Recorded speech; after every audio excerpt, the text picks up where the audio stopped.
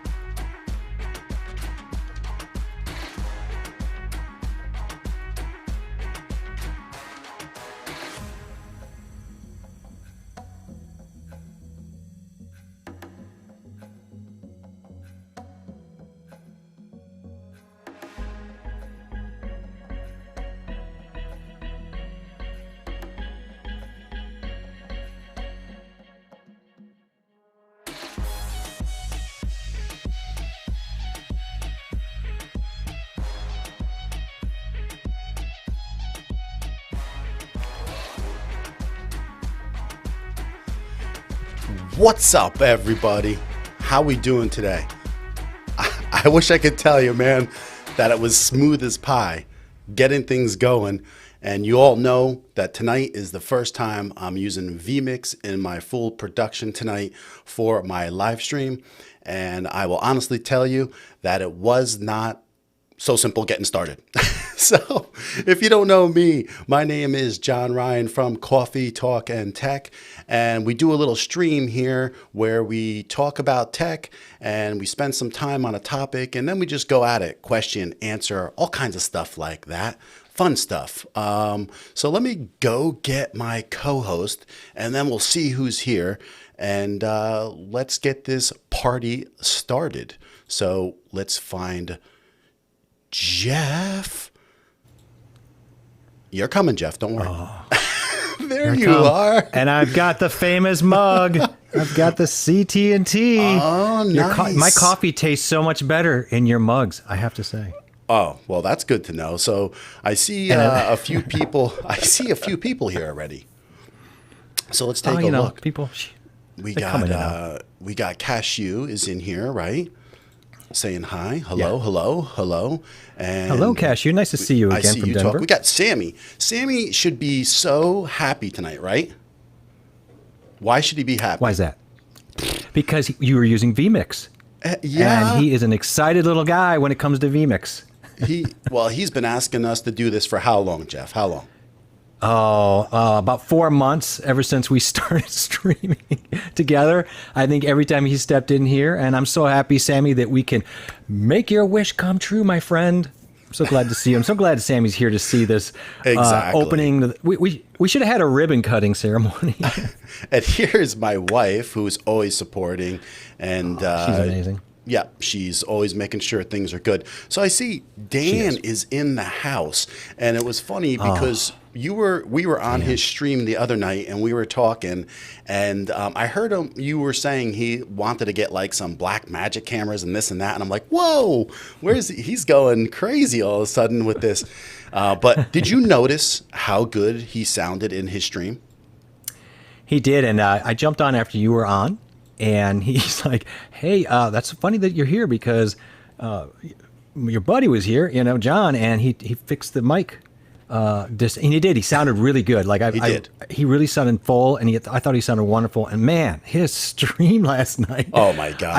I had so much to do, and I couldn't walk away. And I don't look it. I mean, but those beards on those gentlemen last night. Yeah, they were crazy. Beautiful. Like I didn't realize there was so much you could do in shape, and they had names for them, and I'm like, that was fun. I had a great time. So also, I mean, this is like crazy. Dan's here, and then honestly, Tom Buck. This is like the weirdest thing in the world for me because honestly, that's an honor. Oh, Tom and Heather.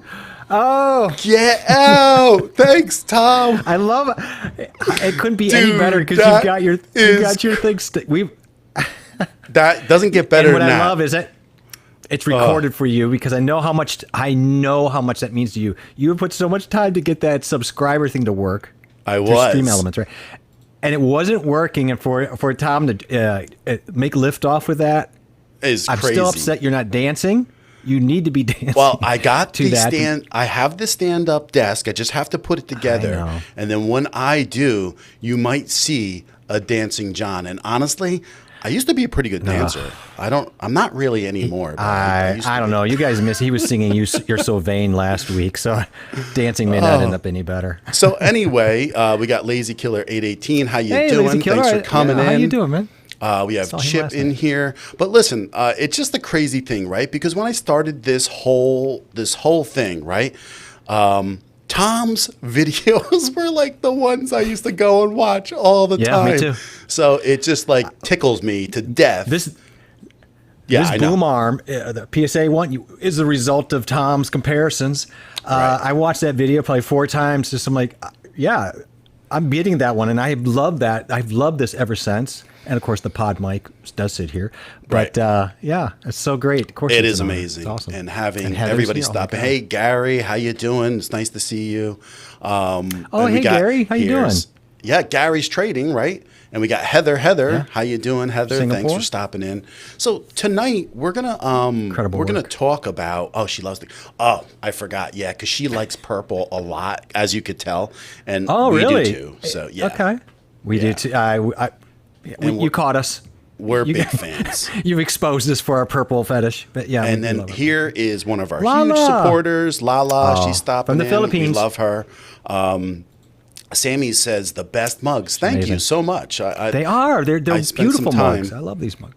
That was spent some time getting that all done and having everything done. Okay, so really quick, let's talk about this a little bit. So I don't have my drum set. I don't have all my drum set set up. And Tom came in here and I'm painting Tom. I'm going neutral gray in my studio, and I had my drum set up behind me, like you. And I did watch you play the other day. It was fantastic. And now I feel naked. I don't have my drums set. But someday I hope you come back when I actually have the drum set up, and we'll have some fun. I love it. So keep playing the drums. I love that. That would be cool to happen. So he's asking if we're using Ecamm, OBS, or StreamYard. So when I first started doing this streaming, I was using OBS, and then I saw people using Ecamm mostly, and I was loving how everybody was popping everything on the screen because I thought that was like ultra vital to have a connection with the streaming crowd, right?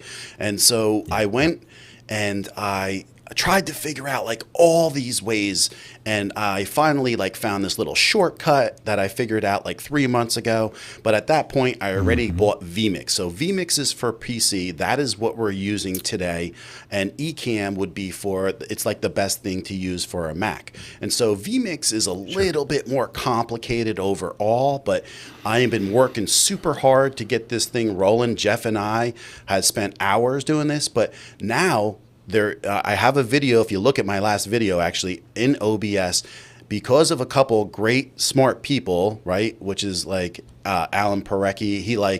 They Right. figured out a way to put an extension into Chrome, and now you could pop up this chat. And this is actually what I'm using right now. So I just dropped this in as a browser, and then I just pop the chat up as we go. So that's what I've been using. So yep, and this is vMix that we're using. So Sammy's like, I've been asking you since he sold me this version yep. of vMix, and I was lucky enough to It find was a wonderful. great deal on it. It was so nice of him. So Yeah. nice of him too, and he was so excited to do it. I love Yeah. that. Yeah. He It's was so great like, he's do you here to want to see buy it. the I'm so version? happy. I haven't used it in months. So it's been great all along the way. So I want to catch up to this in a little bit here. And so we got everybody saying hi. Yeah, I'm really excited because this is like ultra cool to everybody just stop in and be talking and saying hello. So thank you. That's all beautiful gear in your studios. Thank you so much. That's a compliment. Thank you so much. That means a lot. I hope that we can live up to the gear at some time. We're getting better and better at what we're doing.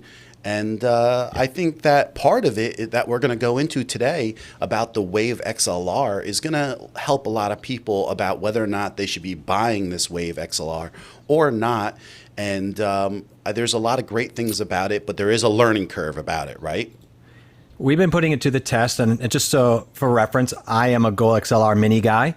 And I do actually still love the Go XLR Mini, and I'll be doing a review on that, plus these two as we go. But we need to play with it for a while, as John said, and really feel out our pros and cons on it. But I feel like we're getting there, right? I feel like we're kind of figuring out where we are. We spent some solid hours trying to figure this stuff out, and I think we're both using them right now. So we have separate audio coming in from browsers and from Stream Deck and everything. So I just John, want to. I brought this for you. My llama's overseeing. What is that? A chia my pet? mute button. No, it's not a chia pet. Stop. It's what's wrong with you? Daniel will love it. No. Although they did have, remember the llama chia pets? Get my wife's name straight, Jesus. Holy. I'm sorry, man. Calm down. So I want to quickly show. She likes me better than you anyway. He thinks I'm married to a Daniel, which I'm not. It's a Danielle. But I just want to show. New Jersey thing. Yeah, it's in New Jersey. I just want to show people. There's Jeff. We have this little overlay that we did just to simplify things to make them look clean. And but I want to show really quick, just like how big this Rodecaster is in comparison. Now, I love the Rodecaster, and I know Tom does too. But look at now. Here is the Wave XLR over on the side here, next to the Stream Deck. And if you take a look here, we could see there's a lot of great things about this Rodecaster that's great, right? Because we have 4 XLR inputs, and we have the headphone jacks. Here's our outs for studio monitors, and you have an SD card. So this is like a great podcasting setup. Mobile podcasting, you can just plug a USB power bank into this and run it. There's so many things that you can do with it that actually I don't need most of them while it's sitting on my desk here. So just so people know, they came out with ACO drivers for Windows this year, and this will help break up the inputs. So the inputs go 1 and 2 out, and then it starts off on 3, 4, 5, and then 6 on your mics here, and then it goes to a stereo inputs, and then it ends up on like, I think it's 14 and 15 are the sound pads. So if you wanted to, you could start breaking up each of the inputs and now bringing them in separately, and it's going to make the Rodecaster even better to use for a lot of things. So I'm still going to check out how much that's usable in everything that we're doing, but right now, as far as we're using things, I haven't tried it yet, but I wanted to have more desk space, and so did Jeff, right? Yeah, exactly. I mean, I had the Go XLR Mini, which is not, I mean, it's really not much bigger, but there are definitely some advantages with the Wave XLR, which we probably get into, and there are disadvantages. There are some, the Go XLR Mini still holds in this class a little bit of an advantage. Obviously, it's not going to hold up against the Rodecaster, but I love it, and I had a hard time with it. We've talked about it because I do love the sliders, and there's some other things that we talked about, but we can get into that. But right, yeah, you had a hard time giving that up, but I think you made the right decision too. Yeah, I mean the thing was so far. So Tom's actually saying here that we got to hear the drums, so that's something that we got to get things. I'm gonna get.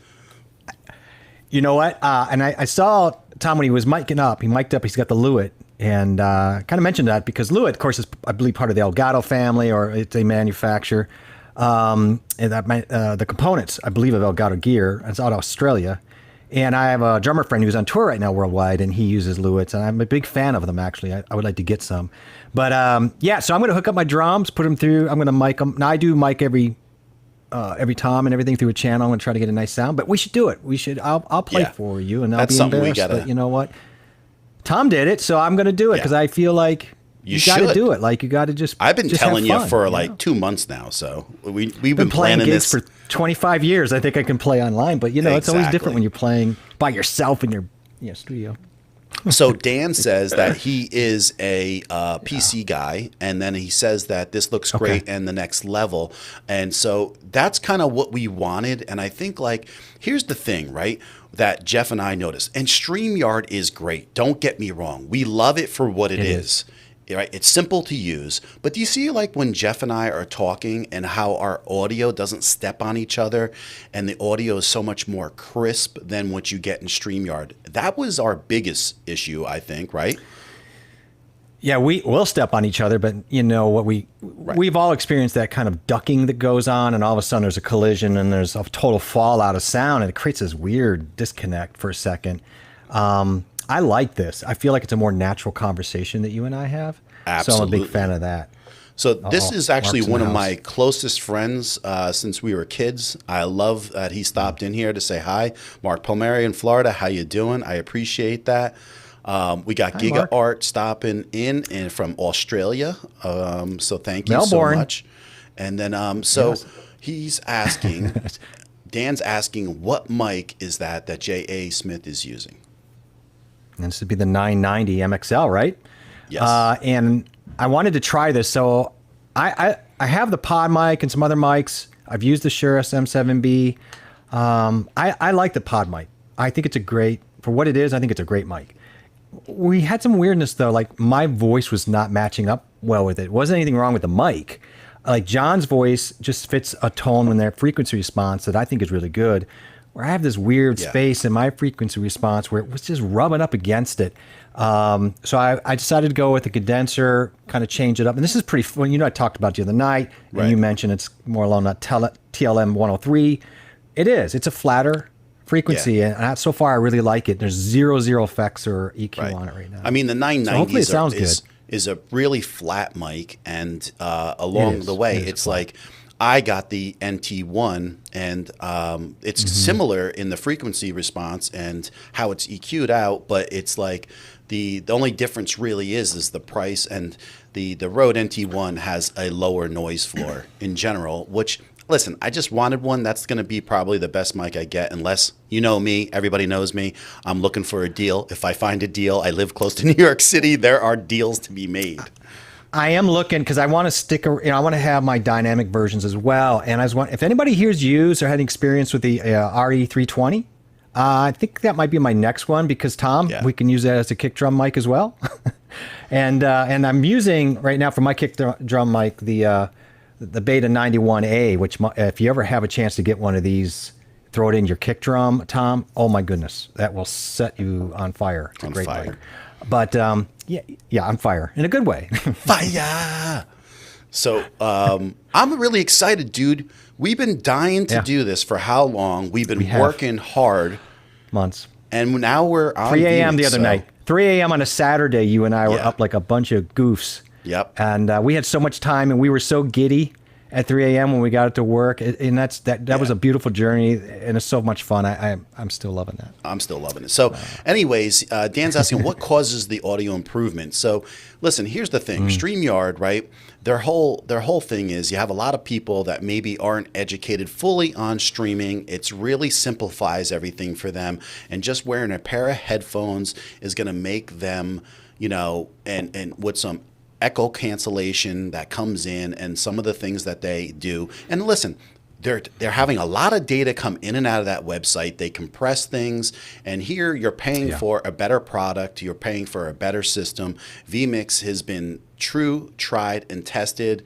People have been using this for a decade or more, and New stations use it, right? Right. And this is what we ended up using because we are both PC guys. And so we do love it. And so Heather's saying, loving how vMix is looking. I never know what to recommend to PC clients. That's the step above StreamYard. This is perfect. I mean, yeah, this is the huge step. And see, that's the problem is most people will say that Ecamm has a little easier learning curve than vMix. And so I think, yeah, it's a pretty big one actually. And there are some things that you can do in vMix that you couldn't do in Ecamm, but I think there are some things in Ecamm that are a little bit more simpler for the streamer itself. So you're back and forth in some of the best sounding and most natural that I've heard on stream.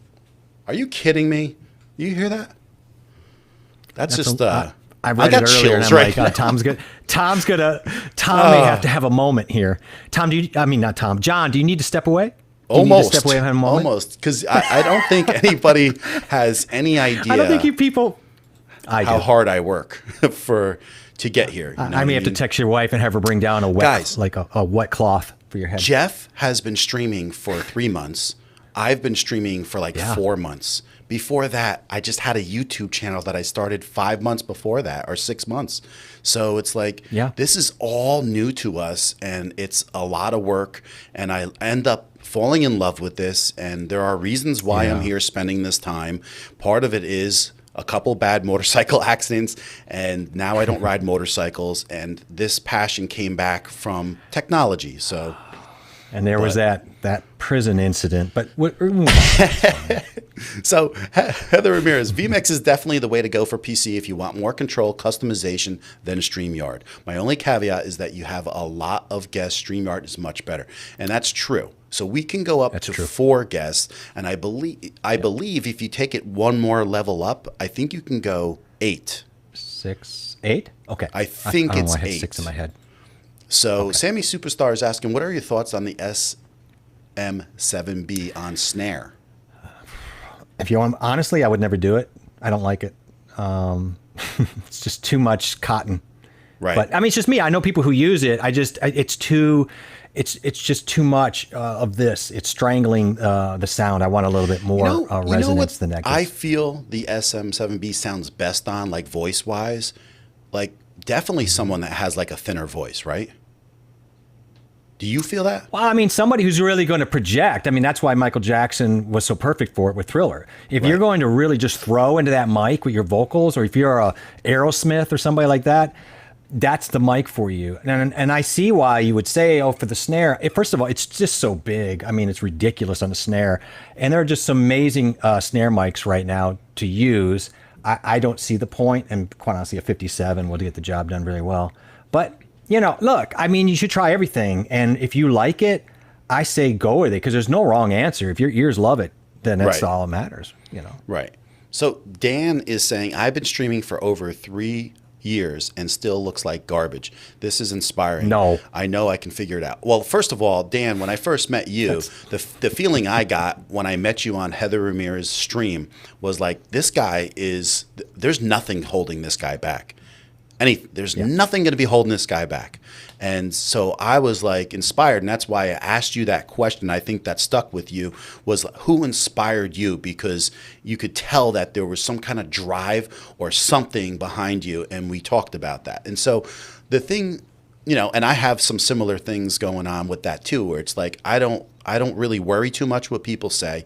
I move forward with what we got to do, and I plan on trying to be successful at whatever we do. So, but the thing is, you don't look like garbage, A, okay? And B, dude, it just goes to show you no matter what, looks are looks, you're rocking it. Dan and Tom Buck have upwards of 200 to 300 people showing up on their live streams. So what is that saying, right, Jeff?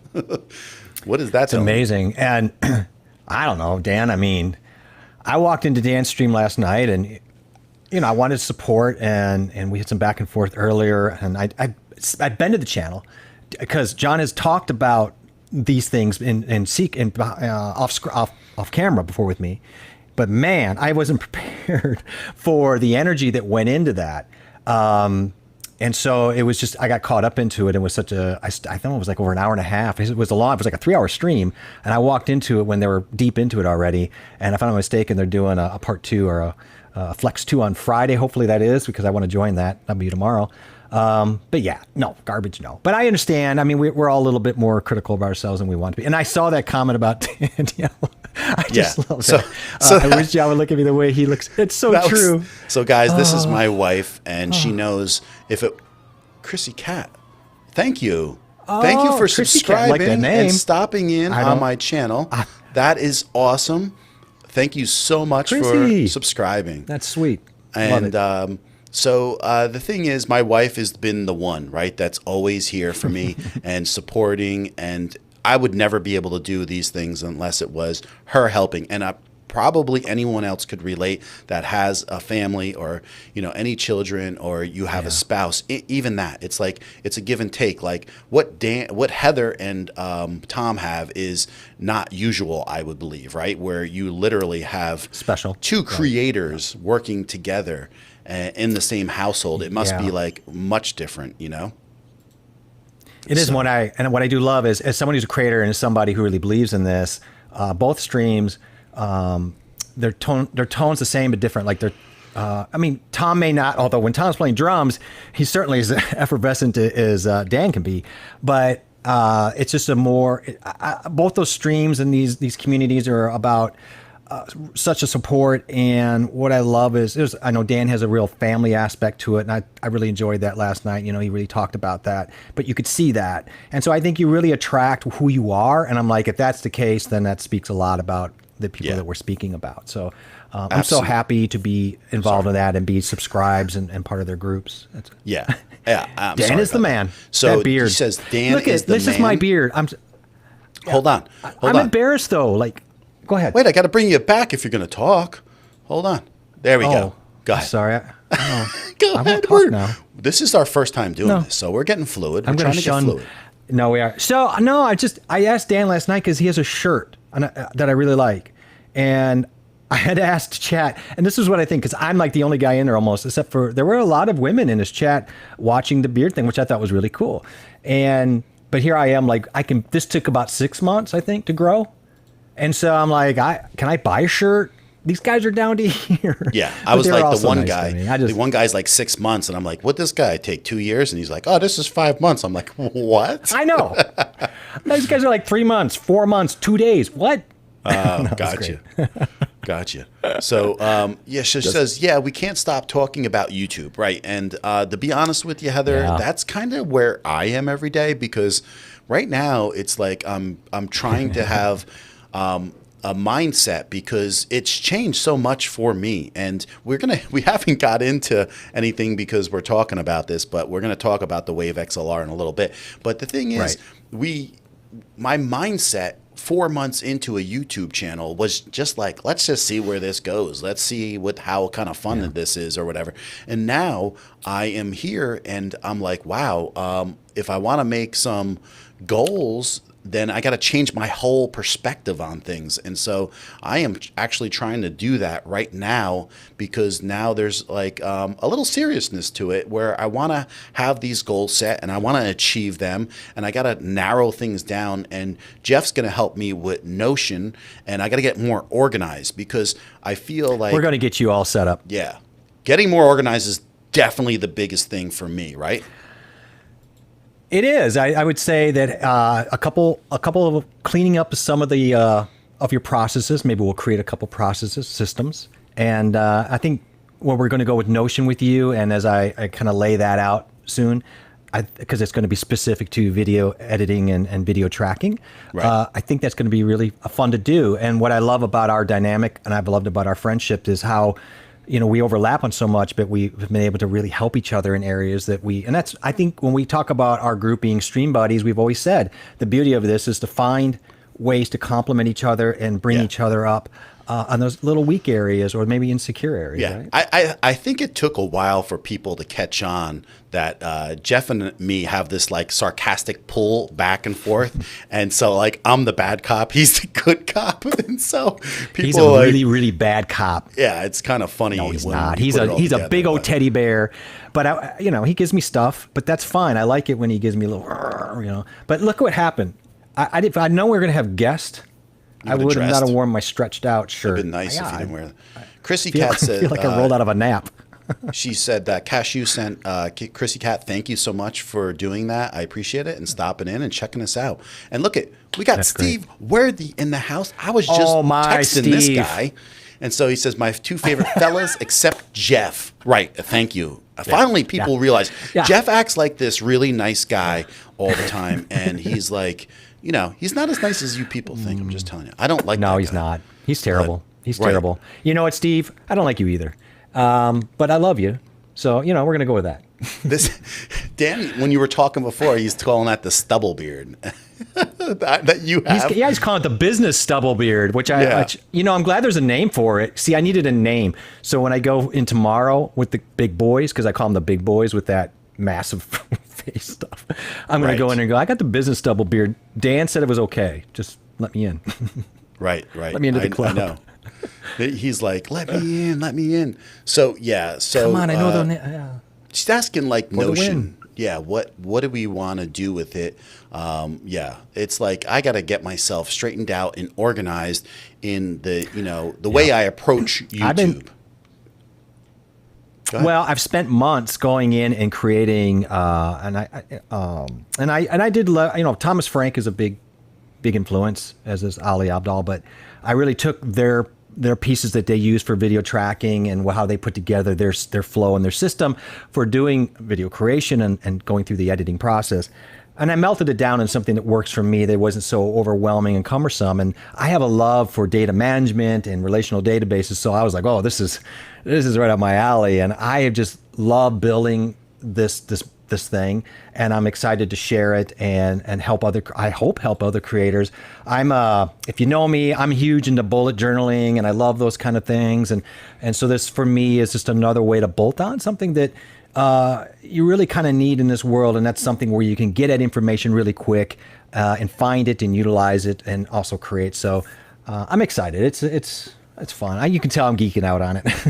Yeah, I mean, I can't wait to gonna get get John on started it. with it too.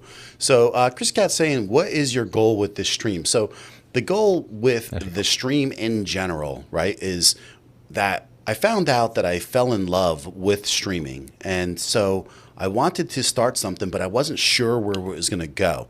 And the more I got involved with the streaming aspect, I was talking and I got looked at by Nick Nimmin and Daniel Patel, and they're like, why don't you narrow down possibly to saying, don't be afraid to say it, that you want to help new streamers and new YouTubers, and as far as with the tech. And so I was like thinking about it more and more, and I came to the thought process, like they're kind of right.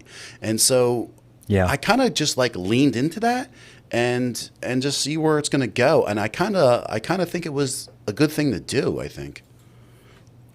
Well, it is who you are. I mean, yeah, you love helping people. I do too, but you're so effervescent about it, and you are very, very authentic in that. That is really the only thing you care about, is that somebody gets through something that maybe they're struggling with. So, and that's something that attracted me to our friendship right away.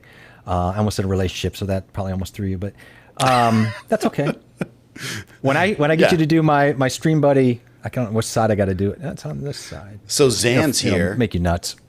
Zan's saying Zan. he loves the new background and logo. So thank you, Zan. And it's a totally new thing for us doing this, but we are using vMix, and it's a blast. It's a blast doing this. So yeah, it's been a lot of fun. you. We do love purple. I mean, we do switch it around, and I will hopefully have my studio done in the next few weeks. And, maybe I get Tom to drop back in. I know he loves drums. There's a lot of drummers. Everybody's a drummer. But I mean, let's all have a good time. That's all I care about. That's all we care about. Thank you, Zan. So I love that matching. Zan's here because Zan, I found one of my 15 triangles in one of my percussion drawers the other day, and I'm going to get that out. And the next time you come in here, I'm going to ring that dinner bell on that triangle because I know you. Every time he's here, it's off to the dinner. I'm going to do it. Don't act like I'm not. Steve's on an emotional roller coaster. This is.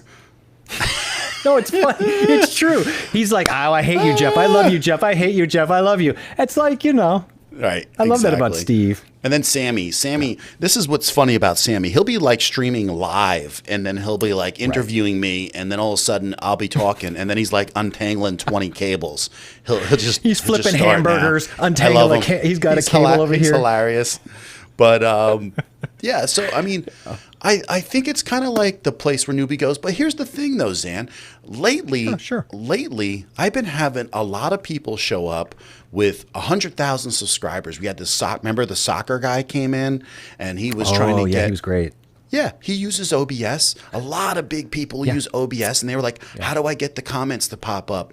How do I do this? How do you do the overlay in there? How do you use like the stream elements, And so a lot of these questions come up, or even if it's simple things about the cameras. Like we give a lot of good advice about cameras in the $1,000 and lower or $1,300 and lower. Well, we find, and you know what? Is he untangling cables too? He's here. Sammy? Sammy's untangling cables, Tom. I know. I bet Tom's always doing cables too. You have to. Oh yeah.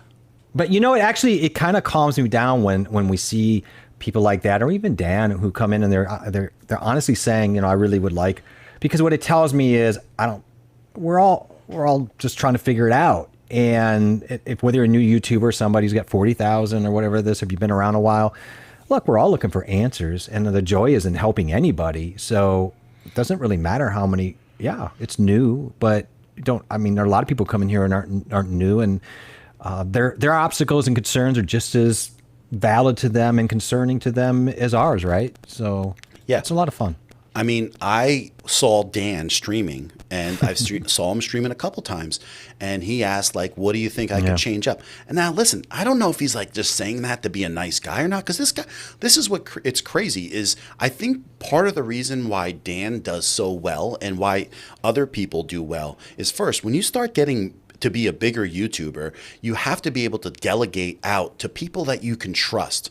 And then from there, you got to be able to take not like negative criticism, but anything to help you improve, because all these little things add up for you to grow in the long run. And so he asked, like, what could I do? And I was like, even if you just got that mic a bit closer, it would sound so much better. You have so much air between it when you're in your streams. Now, listen, no offense, dude. I mean, you got 300-400 people showing up in your stream. I'm not trying to be like, I'm a little guy. I'm not anybody important, but I just know what I know, And so you got to be careful. You don't want those. I don't want to offend anybody. On you. Yeah, so all of a sudden, I go to his next stream, and what happens, Jeff? All of a sudden, I say hello, and he goes, dude, look, I got the mic closer. And I was like, what? And he sounded like so good. I was like... Yeah, he's got a really nice voice. Great voice. And I picked up on it right away, and because you had told me about the story, and then when I got on, he told me that, and I'm like, yeah, I mean, it did. It sounded great, and that's what I'm saying. Like, and I loved seeing people so excited about those little moves forward, just like us at 3 a.m. It's just so much fun. Yeah. Steve Worthy. Jeez. And then we have a group Worthy's of just people in the chat mixing it up. I was just talking to Steve Worthy on text a little earlier, and we're going back and forth about some audio stuff. Mm-hmm. And it's great because we got this group of people. And Steve Worthy has been one from day one where I said, like, this guy, right? Didn't we discuss this? Yeah. Yeah. I mean, I said it like 15th. I didn't even know the guy, and I said it probably 10 times to you. I knew him before you did. Yeah, you did. But I just knew. I knew right off the bat, like, this guy's serious. This guy... He was my friend first. He wants to do something, and I just knew it, though. But why does he hate me? That's what I don't get. Like, because he knows you. That's the reason, because he knows you. That is the reason. That'll do it. Okay, that'll do it. Yeah. That's probably what happened. So that's what happened. Yeah. So, no, that's awful. That's awful. Don't do that. So, anyways, it's terrible. Don't do that. It's just it's fun stuff doing the streams, and we enjoy it, and we're just going to go and build upon it and see where it takes us in the long run. But along the way, Yeah. I just want to show, just in case if anybody doesn't know exactly what the Wave XLR is, I just want to show a really quick video about it a little bit, and then they can get an idea what it is. So let's just go take a look at this really quick. Okay. Do it. Gorgeous. Look at that, man. There we go.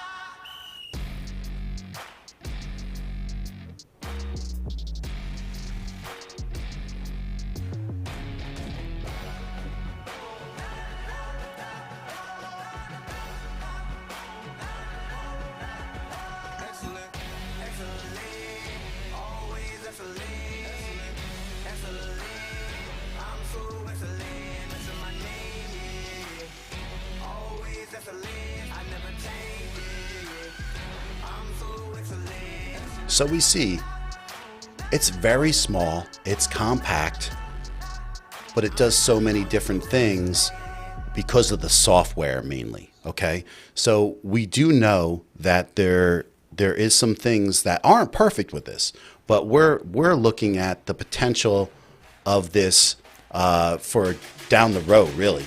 Like we're thinking the software is going to improve. There's going to, there's not a lot of inputs and outputs. It's there's no physical sliders. It's 55 decibels of output with 20 digital. Okay. That gets you to the 75 that pushes out. And we both agreed that we felt like the mic amp, preamp was pretty decent, right? I was actually surprised. Yeah. Me too. So the Go XLR runs around 72, 75 dBs, and it does. You can get away without, and I do. I pushed this 77B through that Go XLR without any cloud lifter before. You can do it, and it works. But I'm actually very surprised. I did not think I'd get the same effect here. But you know what? It's doing very well. It pushes out very well. He loves me, hates me. See, I love his he fits right in, right? And I'm old. Yeah, I mean, I love the bipolarity he's got going on there. And absolutely. So yeah. Zan's going to start hating us in a minute too. Hate's a strong word. Disliking. Yeah, I mean, but yeah, I'm impressed with the preamp in this little unit. Absolutely. And Tom had mentioned about, hey, if there's anything that's going to push enough to push the 7B, I think it will. I mean, we use the Clark Tech, that $45 little booster, and that probably all you really need. Yeah, the Clark Technic booster that we got our hands on for $50 is screaming great deal. Now, being that you're getting 20 dBs of digital. Listen, my Motu M2 puts out 62 dB. I have ran the pod mic cleanly off of it, but I'd rather have something where I can turn down the gain and have a mic booster. And you're getting 20 dB of digital. So listen, if you want to run a booster or not, it doesn't matter, but you don't necessarily have to. But the thing is, we both decided. Go ahead, finish. I was going to say we both also decided that the headphone preamps were just adequate. We didn't think they were great. We thought they were adequate, right? Yeah. I actually feel, at least in my relationship with the Go XLR, again, love it. And they're very comparable. And really, these two are probably about the close in the class that we can find with this when you start adding in components and adding in the audio routing, which is what sets these so far apart. And I know there's some other vie-ins and pseudo competitors, but let's be honest, really there isn't right now. And if you're matching 1-to-1, and I think I was hesitant. Most people don't understand that, though, Jeff. Like, they're thinking, oh, this is an audio interface. Listen, we're not getting it for just the audio interface part. No. It is 95% of what the software can do, right? Yeah, as a live streamer, especially, this audio routing is massively important, and having access to those audio routings on the fly, which is one of the things we'll get to later, and one of the things I'm having a hard time breaking free is having that ability to thread those audio routes and see them in real time with the faders, right? Right. We don't have that here. It's a little bit difficult. We have what we think are some solutions to bolt on that are really going to be a lot of fun. Yeah. And I do think Elgato will expand on that down the road. But Absolutely. man, I'm not only am I surprised by the preamp, the clip guard has really impressed me. So I can show that in a little bit. I'll go through a little bit of the software, but Okay. and we'll explain that. But let's say hi to Brian. This is a guy that supports us constantly, all the time. So Brian, thanks for coming in and saying hi like you do. Is it too much if we tell him, John, that we love him? No, is that's that going to make you uncomfortable? For Brian, are you kidding me? Brian. I mean, Brian's here all the time. You know we love Brian. And now, like Zan the man, this guy, we see him all the time, and he knows that he can come to us for support about anything. Anytime, yep. Yeah, and we love Zan. He's a positive energy Hey, Zan, guy. wasn't he going on tour, and that's why he was picking up did he pick up the ZV? He got the ZV1, And so, and he's been making got the videos ZV1. on Instagram, which I am subscribed to him on Instagram now.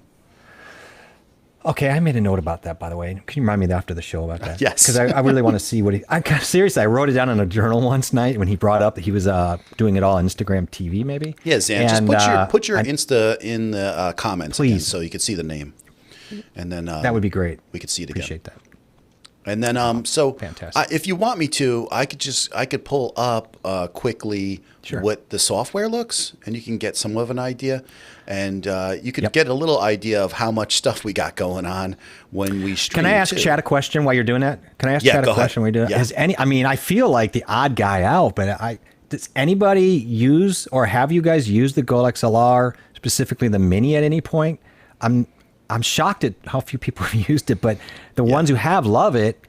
But I'm just curious. Drop a note. If not, that's fine. I mean, there's a lot going on with this software, and there's a lot to learn in each system that we've been learning them in, because OBS, they give you instructions how to pull this in to separate things. So I just want to give you an example of I have like this Chrome music, okay, set up over here, and I can play music at a different level and then pull it up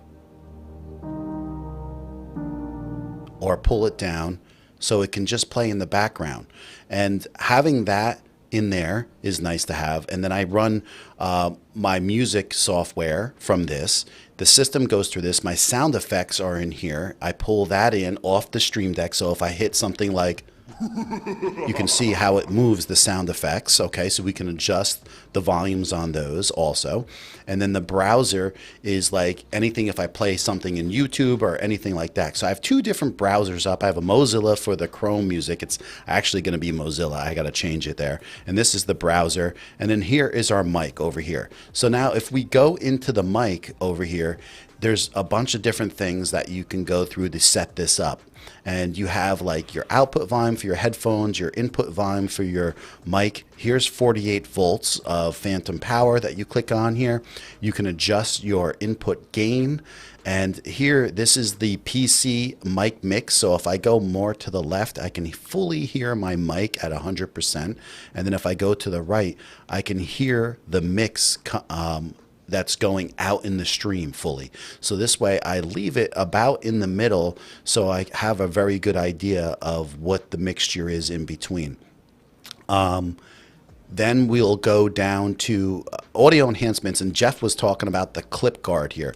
When you set this clip guard on, it throws a second track behind it that kind of like the Go XLR, not the Go XLR, what am I talking about? The Rode Wireless Goes. That's what I'm talking about, Jeff.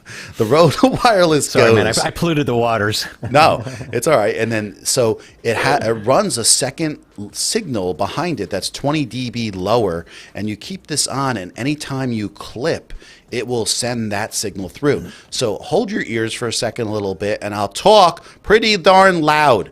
And I was practically yelling, and yeah, in my software I clip, but it's definitely keeps it down to a minimum. And then the wave gain lock, you lock this so no other softwares can come in and change this input gain you have on your mic, because you want to make sure. I'm sorry. Yeah, we saw this last week. Right. It happened to me, right? And it was one of the first things you pulled out, and we're like, oh, you're exactly right. We got taken over by another app, and we couldn't figure it out. Right. And you pulled that out and said, yeah, you probably have to get on that lock gain. And boy, it cleared that right up. Right. And so we did that. Sorry, I and interrupted you. No, that's fine. And what's great is we always tried not to interrupt each other on StreamYard because it just steps on us so hard. But here it's like we can do it much smoother, Jeff. So I'm not really stressed about that. But anyways, so you can see how powerful this is in a lot of different ways. And this is why this software in this product is so important, right? It's very important. And it's one of the reasons I went with the Go XLR Mini. I was so sold. I was using Voice Meter Banana like a lot of people to do the routing. Now it's fine. I'm used to, I actually started using my mixer. I have like a $10,000 rack of equipment. I thought, hey, I'm set up. I can do this. And that's great in a way because you can offload everything from the computer and kind of run it through your system and then deal with it there. Right. It's really not as great as it sounds.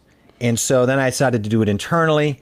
And that took really Voice Meter Banana would be the go-to on that to set up those extra audio channels. And then a lot of time there's latency issues with that. It's not perfect. And so it's not perfect. And it's also not easy. It's a little bit cumbersome, especially for people who aren't unsure how to deal with the sub mixes and the sub channel. You know. It's a lot cumbersome for someone that doesn't. It's nuts. I want to say hi to Samantha really quick. She says, hi, John and Jeff. Just finished my stream. I used StreamYard and had trouble with audio. Yeah, well, until it's a little learning curve, and you got to learn how to play with that audio, set it up. But by next time, you probably nail that down and figure it out. But quickly, I want to show here, any though. Questions, throw them out. Yeah. Tom is saying that Elgato knows how to do cool stuff with software, and that is kind of like how we're going with this, right? Because we know that at some point they can easily push out VSTs, which is more audio processing for the mic side in here. And we know that Elgato is top-notch company. And so we just felt like with the Go XLR being kind of not being supported because they kind of, fell apart with their software team there, that this was the way to go. And so I saw it and I was like, I'm going to go for it. Jeff was like, I'm on board. Let's go for it. And we both just jumped on it. And I had a little bit of a head start on it, and I was having trouble, and Jeff was like, oh my God. And then he got it, and he's like, yep, I see what the learning curve is. And I think, the one of the biggest things we hate is that the software never really lets you know exactly where you are as far as dB wise. Yeah, I think that's definitely an issue. Are you speaking about the visual cues that I always lament a little bit? Yeah. Are we speaking? Like I can show it if you want me to show it quick. I'll just give a quick show. I think you should. Yeah. So it's a lot easier. Yeah. Here we go. Right. When you have a physical mixer, right, you'll have your dB next to your sliders of where everything is, as far as because say your mic, you want it to be no more than -12 dB. Well, you got nothing here indicating what the signals are for each thing. So you kind of gotta narrow in on these things for yourself and kind of figure it out and what sounds good. The great thing here is, though, this system is going to evolve. And one of the great things is you have this monitor mix down here at the bottom, and then you have the stream output. So I can listen here, and I can go down and listen here, and this lets me know exactly how everything sounds going out to the stream. And so by doing that, it's a quick reference point, which is the plus side of things. But we want to see better improvements on some of that. And we might not get that. And the reason why I don't think we're going to get that is because Jeff and I had talked about this, and we kind of feel like it probably won't come because there's so many other softwares that are involved in this whole thing that they probably don't want to do that because there's different softwares controlling of where it is. And so if I have a browser, okay, do you have the audio coming in at 100% or 50%? And then it can be very confusing for the softwares, right? It can. I don't know. I guess you would never say never. Right. What I do like about Elgato, and they had the advantage of working this off the Wave 3, which I believe was the first time they maybe had that full on. But what I do love about this is, as much as I'm just throwing this out there because I think it's important to know, the Mini is great, but the problem with that is, and it does have really superior audio routing. What it does not have, although it has the faders, and I'm always going to go back to that, it does not have submixing. And that is, I'll be honest with you, somebody who's used the Go XLR for a long time and now who's gone to this, the first thing that I said to you is what? The comfort in my headspace, in my ears. It's the difference between cruddy studio quality and going into a studio and having a producer mix you. It's just a beautiful, comfortable setting that you can set up. So Sammy's saying, remember when you were famous, and I'll remember you when I'm famous. Sammy, definitely. I thought Sammy is famous. Yeah, we're working. You're a superstar in my eyes, and we're always working together to improve streaming and be part of the same communities. And so we love that in general about you. Sammy, I brought the little drum out for you. I want my drum for you. I want to show Jeff, because you mentioned submixes, and I don't think anybody really knows what you're talking about. So I want to show them quickly. I think it's a good show and tell. Because I forgot to mention it. So the submix is here, and tell them whose idea this was, Jeff. Not mine. Who's that? This is Harris Heller's idea. I don't know if you knew that. Did you know Harris that? Heller had this idea. Yeah. No, that's why he's such a fan of it. For real. I know he did. Yeah, his idea. So he went to Elgato. He's a musician, dude. He gets it. He gets it, man. Yeah, he gets it. And so he said, separate this and let me hear it different in my headphones versus what it's going out to the stream. So if you want it very low in the stream, but you want it to be a different level in your headphones, now you can make that adjustment. Now you can understand, like, sometimes in your headphones, if you got Discord, you might want to hear it really clear, but you want it to be a lot lower in your stream, or vice versa for that matter. And so you can separate them, and then once you go and lock them, they move together in that system like that. So they'll stay just like they are with the offset. And so that's important to realize, because that's a pretty big deal if you don't realize what that does. The flexibility it does for a lot of people is pretty amazing. And so he went right to Elgato. He mentioned this to them, and at the same time, they listened to him, and they came out and made a big change right in the software right off the bat. So we thought that was pretty incredible. And we know he's got a lot of pull with this stuff, right? So heck, He does. And he's a guy like me who loves, for the same reasons, the Go XLR Mini. But he's complained a little bit about the lack of submixing. And I'm happy to have it because I really do like having comfortable ears. And it does affect how you speak. And immediately it started to affect my voice presentation, which we're always trying to work on. Absolutely. And so, I just think it's amazing. And I'm excited to where they can go. Are we going to get into that issue, though, that I have? It's as great as the software is, not being able to control it in a live setting very well, at the moment bums me out. But first, I want to. What are you doing? I want to ask. You want to answer this? Because I think this is a good question. Quickly, which my son, I just had that up. My Matt's mission is said, "Hi, Daddy." That's my son. Thank you for saying hi. I love you. I saw that. And hey, Matt, how you doing? And so Brian's asking, John, have you tried using the MIDI controller to add sliders? So, Brian, we are on that path. So then he says, I heard you could just plug it into an ATEM and control it. I was curious if you could integrate that into vMix the same way. So Jeff and I are going to discuss this. We want to get the product first, and we're going to work on that. But that is exactly what we're doing. But then there's the specific product that we're going to have that is going to work like that. And it's a secret right now. Well, not really a secret, but it is for us. It is for us. It is. So we're so excited. Right. Let's talk like this for an hour. So we'll definitely get there with it and explain to you exactly. Another reason we're not going to say. I'll finish it. But he's on the right track. He's on the right track. He's so worried that he has to just rush through his speech now because I'm running over him. So I was going to make a joke, but now it's too late. Why? Why is it too late? I was just going to say another reason to keep that a secret in case it doesn't work, but I think it's going to work 1,000%. So Fine. yeah, I think it's gonna be fine. we know it's going to work for a fact. We just got to find out how much we love It's going to work. Yeah, we know that. I think I'm going to, I'm going to love it. It's merging worlds. Yes. Chrissy Cat is saying, I'm happy I found you. I stopped by again. Great info. I thank Cashew for dropping the link.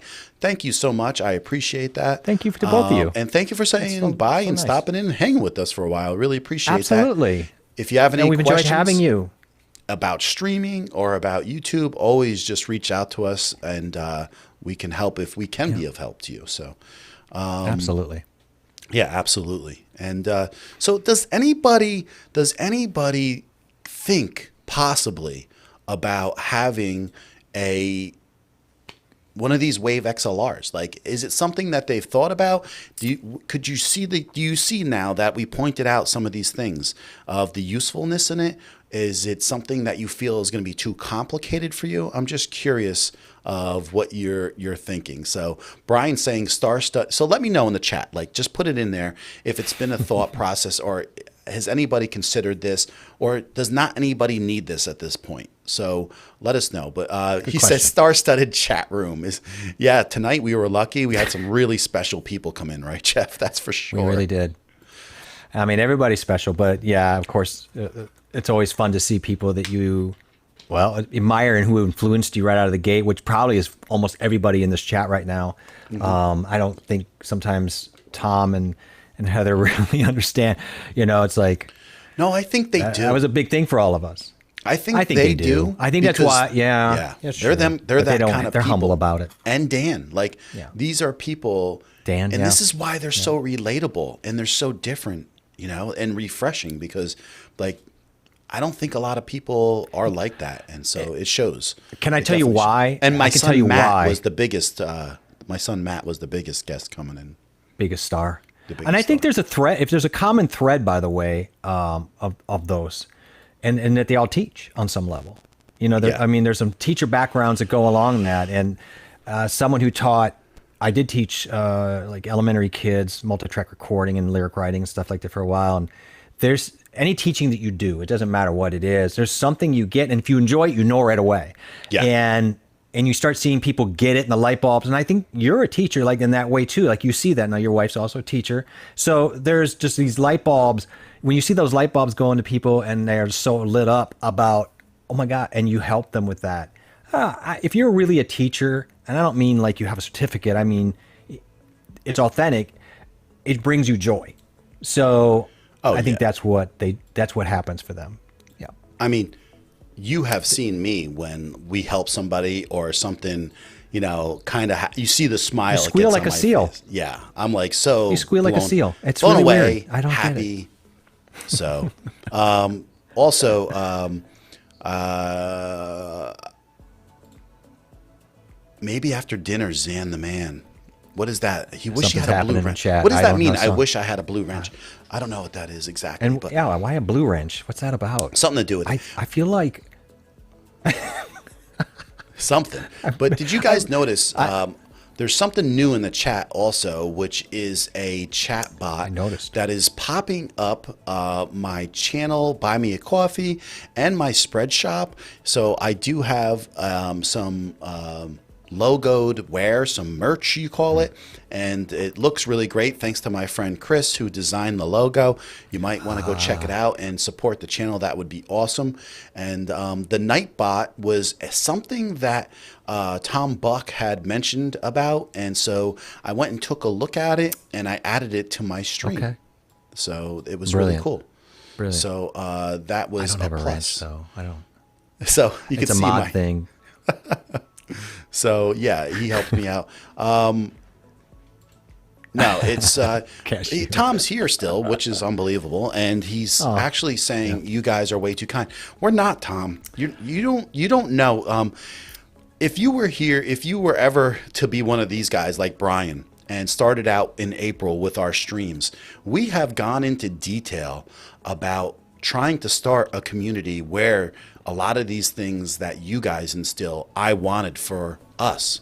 And I was looking for that because there are a lot of people that are all about themselves, that try to appear like they're helping other people, and there are other people that it's super obvious it's all about them, and then there is the in-betweens. And listen, everybody wants to join somewhere, everybody wants to get enough subs that they need, but listen, I try to stress to people, we're not here for just subbing, we're here to learn and we're here to grow, and you need to get those watch hours. I mean, you can have all the subs in the world, if you're not going to get the watch hours to get you to the point where you want to be, if that's what you want, then what's the sense? Because you're destroying your channel. And so we talk about this stuff, and now if Tom Buck and Heather Ramirez, Heather wanted to start a group on Mighty Network, and we became part of it. I became part of it. JA has become part of it. And if you take notice that I strive to go in there and drop something almost every day. And you know why that is? Because the more we contribute right now to that community that will support us, the better off that community will grow. If the comments aren't getting dropped in there or questions aren't getting put up, then the integration of it all takes really slow, and then people aren't engaging. And so the engagement in any community is important. And so here, you guys, this would be worth nothing if you guys weren't here. So like, we get it. Like, I get it 110%. And along the way, I think there's also people that look at me and like this little guy and Jeff, this little guy, and they're kind of intimidated too, in a certain way, which I don't understand. And intimidated like in a weird way. Like, I don't get it. I just get this vibe like, who do you guys think you are? And I'm like just a guy working my butt off. I'm a clown. I'm nobody. So look, drummers have no ego. They shouldn't. There's some drummers have egos, but I'm gonna be honest right now. I don't really care about that stuff. But it is important that we talked about it in the past. And when you want to emulate certain people that are getting traction or doing very well, and you want to emulate that, because what it comes back to is what you're trying to say is energy gets energy. But you got to be careful, because you want the energy to reflect who you are. It's too easy to take shortcuts, and then things are coming back at you, but it isn't speaking your authentic voice. And we'd rather grow slow with the people that we enjoy and really help and get that cyclone going. It's not that we want to grow slow. We just want to grow at whatever pace it is. We just don't want to. I just mean I'd rather do. I'm not looking for shortcuts. This is what I mean, as far as taking shortcuts that don't speak to what we're trying to do. Because we are, at the end of the day, what we all want to do is teach, and that is true. Teach and learn. Because I can't tell you how many times, I'm sure Tom and Heather and Brian and everybody, Zan and all these. Anytime you've done a stream, if you really are paying attention and doing it right, you're probably going to walk away and learn something too. Right. And so often we've walked away and I'm like, boy, I didn't know that. And it's so great. It's a great way to learn. So this is more about a circle than it is, a pyramid, I guess is what I would say. That's a long way of saying it. Yeah. I mean, yeah. And sorry listen, about that. No, it's a great point. I just want to stress, like, it's not we want to grow slow. It's we don't want to take shortcuts. We're not going to take, because they don't actually become shortcuts though. They don't become shortcuts. No. They become a long cut, because you're destroying your channel.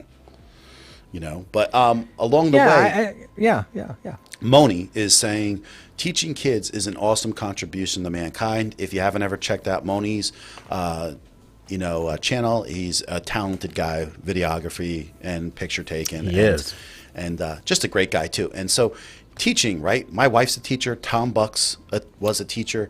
And these people get the idea. Still is a teacher.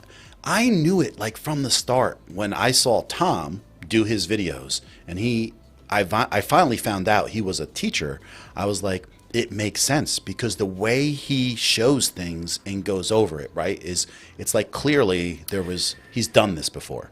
Yeah, I mean, we've talked about this before, you and I, about that, and look, we all are attracted to something that speaks to us, and some people will be attracted to other ways of people presenting. But for me, as somebody who has taught music and done things, along that value. I did too. I picked up on it right away that this is somebody, I didn't know he's a teacher, but there's just a delivery about it that just you gotta kind of pick up on right away if you've ever been teaching. We're old too, and Jeff. it spoke to me because I also feel like there are people who teach and do it because they love it are talking with you. They're not talking over you.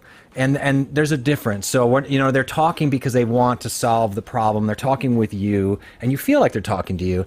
And then there are sometimes, sadly, other people who are just, I don't want to say flex, but they're just trying. It's not really about that. So I don't know. I don't want to. That sounds negative, and I don't want to be negative. But anyway, we can catch up really quick. Zan is leaving. Of course, we know where he's going. Brian's like, it's dinner time. He's going to dinner. Anyway, so now we kind of know. My triangle. I'm going to get it. We kind of know what's going on here is that the mods, if you look in the chat, they have a blue wrench, which I didn't know that. Now I know. And the Nod mods carry a gray wrench. So I'm learning something new today also. Cashew's a mod in other forums. So, yeah. So Tom's asking, I'm curious because I just mentioned, in case you missed it, Tom, that I heard this from you about using this. And I'm curious how you liking Nightbot. Seems like a helpful thing. Yeah, so you know what it is. I did some of the things I needed to do for the stream. And along the way, this Nightbot added a few other things, and then I was like, hey, it's perfect because it puts out your merch, it puts out buy me a coffee, it can put out just like a couple of things when you choose to, which is like not every 10 minutes. I do it like every 40. And I think it's kind of cool because it kind of helps me out, because sometimes I talk about the merch or someone asks and then it's in the link, it's in the stream, which is kind of cool. So that helps out a lot. So Zan's leaving. So far. Zan's got to eat. Man, he eats right at the same time every night. I'm so impressed. He's always eating. It's amazing. So we got a new guy stopping in. And I don't know about that. He's not new to me. He's Dr. Elo. And so another person that I have seen before in streaming and in the communities that I'm around all the time. I think recently saw him probably at Doc Rock's last stream or the stream before. And if you don't know who Doc Rock is, then you need to check him out, because here's another person where I was like, he was talking. This stuff just cracks me up. Here he goes. I just love it. I love it because he was talking. He's like, I don't know who these people are, but they're telling them to put their cameras on ISO 800 when they go to start streaming. And it's like, why would you do that? Like, why do you want to suffer your dynamic range degradation, in the pictures, in the background, like whatever. And he's just going off. And I'm like, I put it in the chat, like, who the heck would tell someone to do that? He puts it up and he's like, I got to call these people out sooner or later. And I was like, man, I love this guy, because like sometimes like things need to be said, and it's not like you just need to say it. You don't have to step on people's toes about it, but you do have to like set people on the right way sometimes about things. Doc's direct. He's good. He's a little direct, which I don't have a problem with. I don't have a problem with it either. Not at all. But, boy, you're direct in a nice way. Sometimes a little too much. Yeah, that's so true. Oh boy, he's so right here. Look at this. Yeah, teaching is great. Staff meetings and yeah, and that's got to be awesome.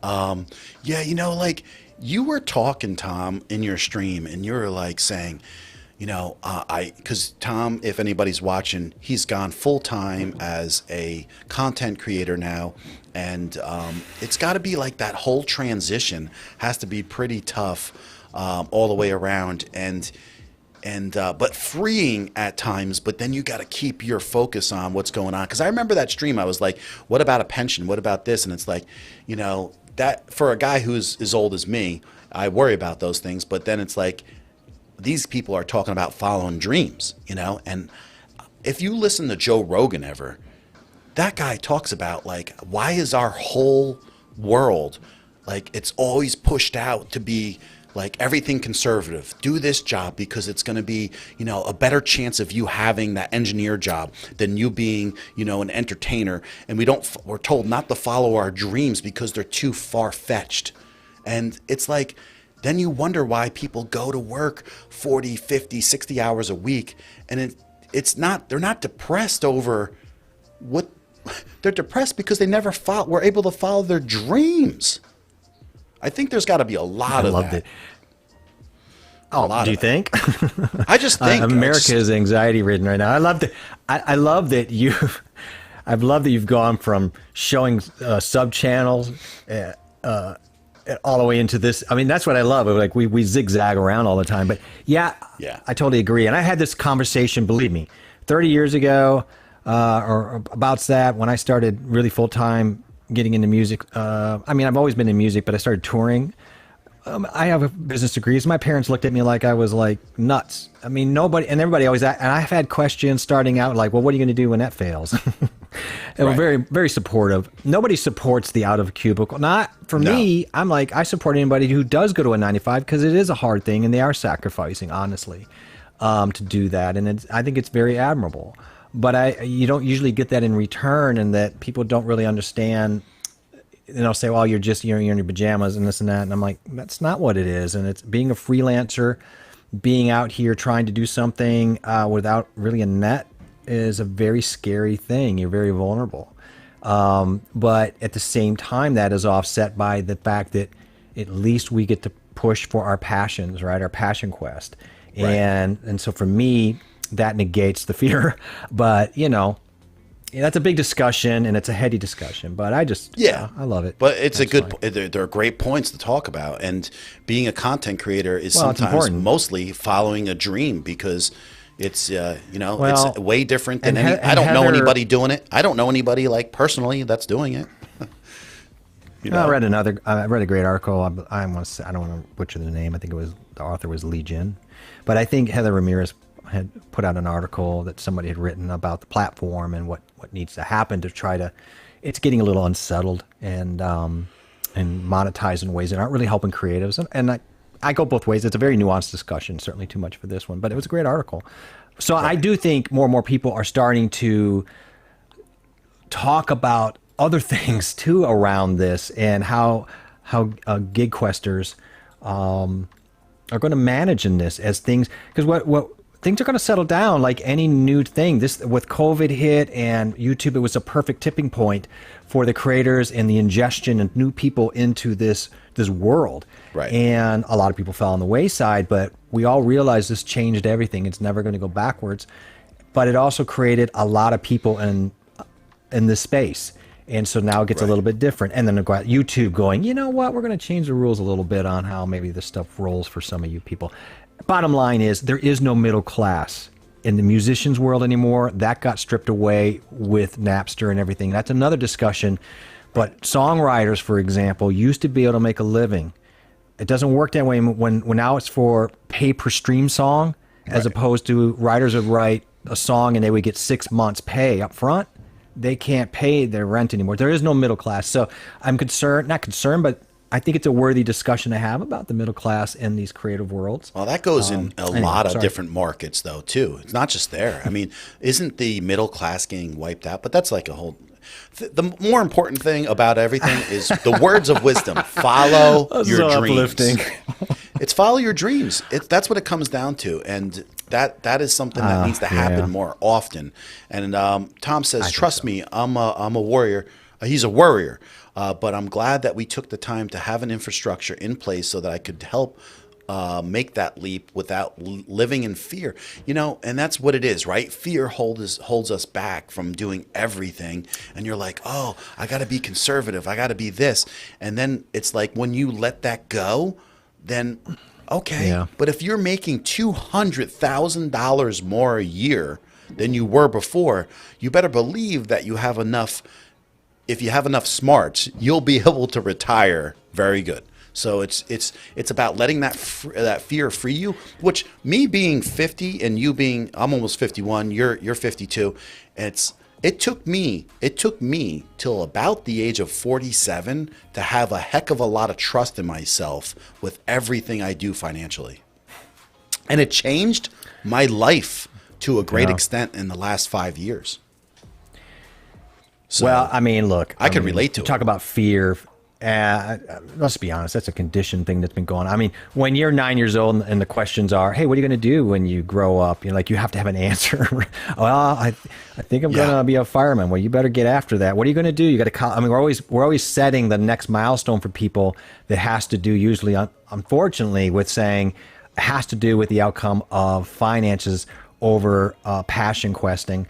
And while you're mixing up some really good points in that they're not mutually exclusive. You should be able to find financial, and this is what I'm saying, like, let's get more into understanding our financial well-being at the same time of saying that's not the end all. Why can't that be married up with trying to figure out how to do that along with being creative and artistic? And a lot of musician friends of mine, unfortunately, are dirt, poor because they eschewed all growing up where I was thinking financially, you got to be around it. They were like, forget it. Who cares? That's all for squares and that's all for people. You're never going to be creative if you're worrying about, our IRA Roth. Okay. Well, I don't know why.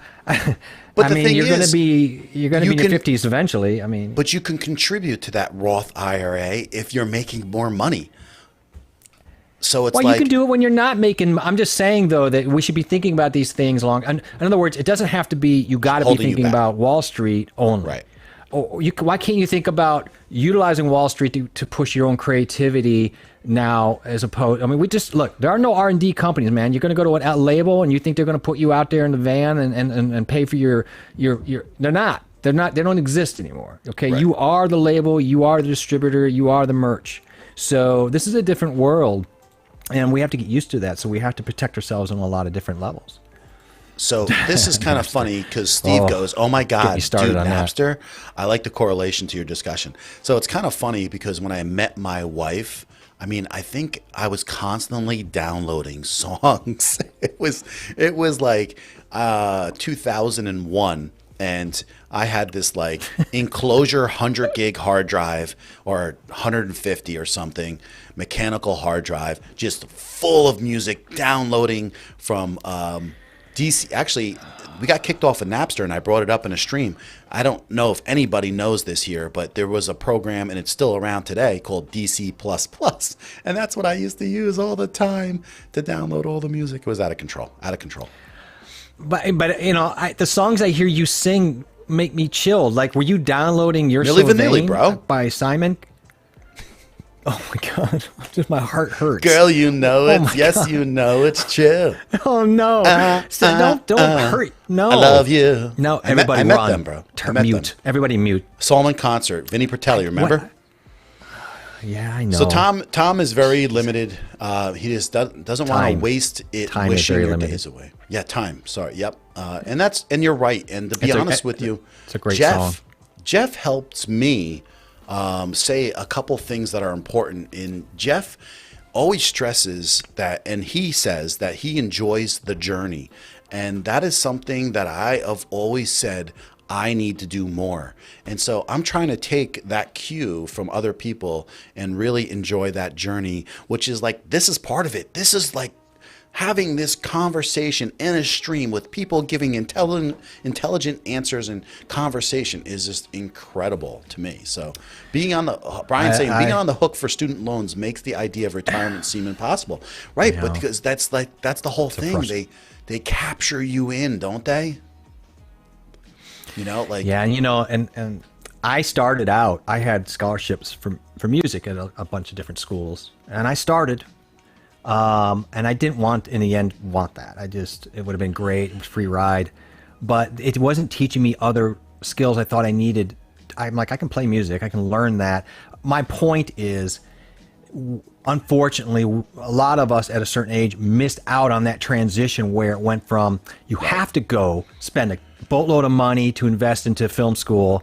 That's the only way for you to get your dream, as to now you see so many other vehicles that want to strap people down and anchored them, and that frustrates me a little bit for people. And Brian, I can feel you on that. Yeah, it's true. Yeah, and we just missed that. Observant Lee is making a good comment here. He says it comes down to stewardship. Yep. I agree with you 100%. I know people making less than 40,000 who live on what would seem to make to many to be $100,000 lifestyles, but they are wise in how they spend their money. Listen, there is so much truth to this conversation, that comment right there, that I agree. I love that comment. I love that comment, and that is so true. And that has a lot to me of me in that comment. Absolutely. And I could tell you because we figured out. I know why too, because for you and I, we're going to get into that discussion about, hey man, that's accountability and things like that. So that's probably why. But man, that's a great comment. Lee, thank you for dropping that. Yeah. I mean, it comes down to even who I pick to use for like TV service, my this, my that. It's all like based out of, and we talked about this last week.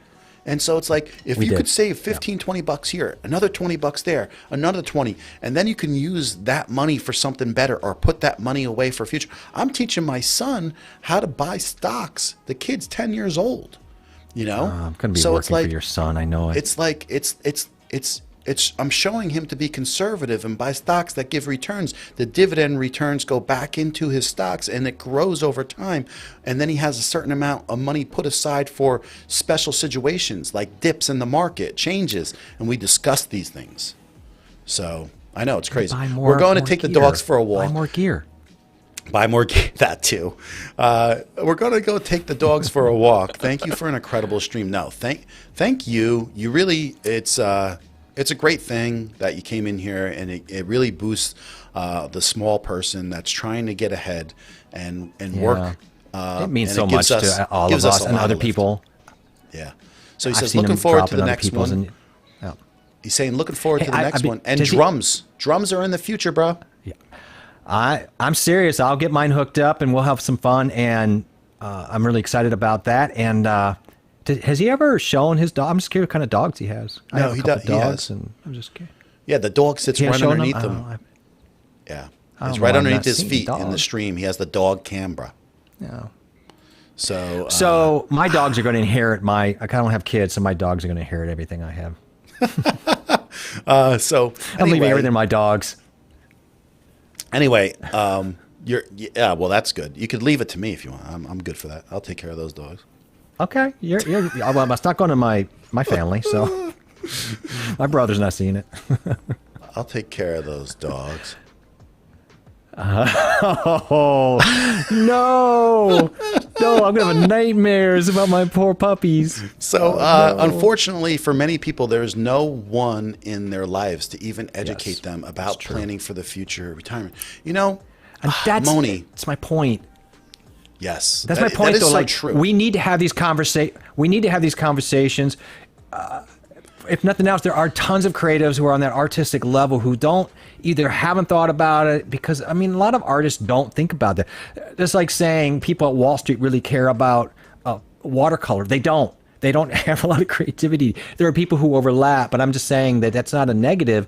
It's just that unfortunately that's not been a part of their purview. And I think we have to at least have the discussion and put it out there. Maybe it'll help one person, you know. Yeah. I mean, here's the thing. The credit cards are unfortunate. It's everybody's a little different. I don't want to like categorize anybody in a specific thing, because I've seen people that make less than me look like they make a lot more, and then they're bankrupt in 3 years. I've seen people who make a very sufficient amount of money, who live on the edge of everything, and who are just as strapped as anybody else because they make a lot more money, but they also flaunt it. And we talked about living within your means, and a lot of people don't. And then can I just bring it back around to the issue at hand, and that is, during COVID, my concern was we had a lot of people out of work, a lot of them. They were kind of told, hey, here's an opportunity, come into YouTube. They had no idea about the monetization levels that they would have to get and what it would take to get there, because it doesn't sound on paper like it's going to be that difficult. And a lot of people invested into a lot of gear, a lot of it they didn't know how to use, and it just goes on and on. It's not all their fault. I'm just saying that whether it's desperation or they just didn't know, this is a tough medium to make money at. I'm not and I'm not saying this is what you shouldn't be focused on money doing this. You should be focused on doing your content, because the rest will take care of itself, of course. Exactly. But we need to make sure that we're helping new people, all of us, not just John and I, all of us. And there's some very brilliant heads in this from Lee and Moni and others. I feel really much better about it's not just us worrying about it. Right. So the funny thing is, Sammy says John is a musician at heart. So what's crazy is that my mom growing up played the guitar and the piano, and my dad is a professional guitar player who has toured the world several times around, who's had record contracts with RCA, Island Records, and is actually moving to Japan in the next few months. And I would say I grew up and probably like a lot of serious musicians at that time is I grew up going to different people's houses when I was 5, 6, 7 years old, into people's basements, into people's garages, because that's where my dad practiced all the time. Garages, basements, and these people were my family, you know, and I still know a lot of them today. My mom is friends with them, and both of them went to huge concerts and were around a lot of people. So music is a big part of me, and I feel like I probably could have, when I was younger, had that talent, and it's just something that I never accentuated on, but I do love music. I definitely do.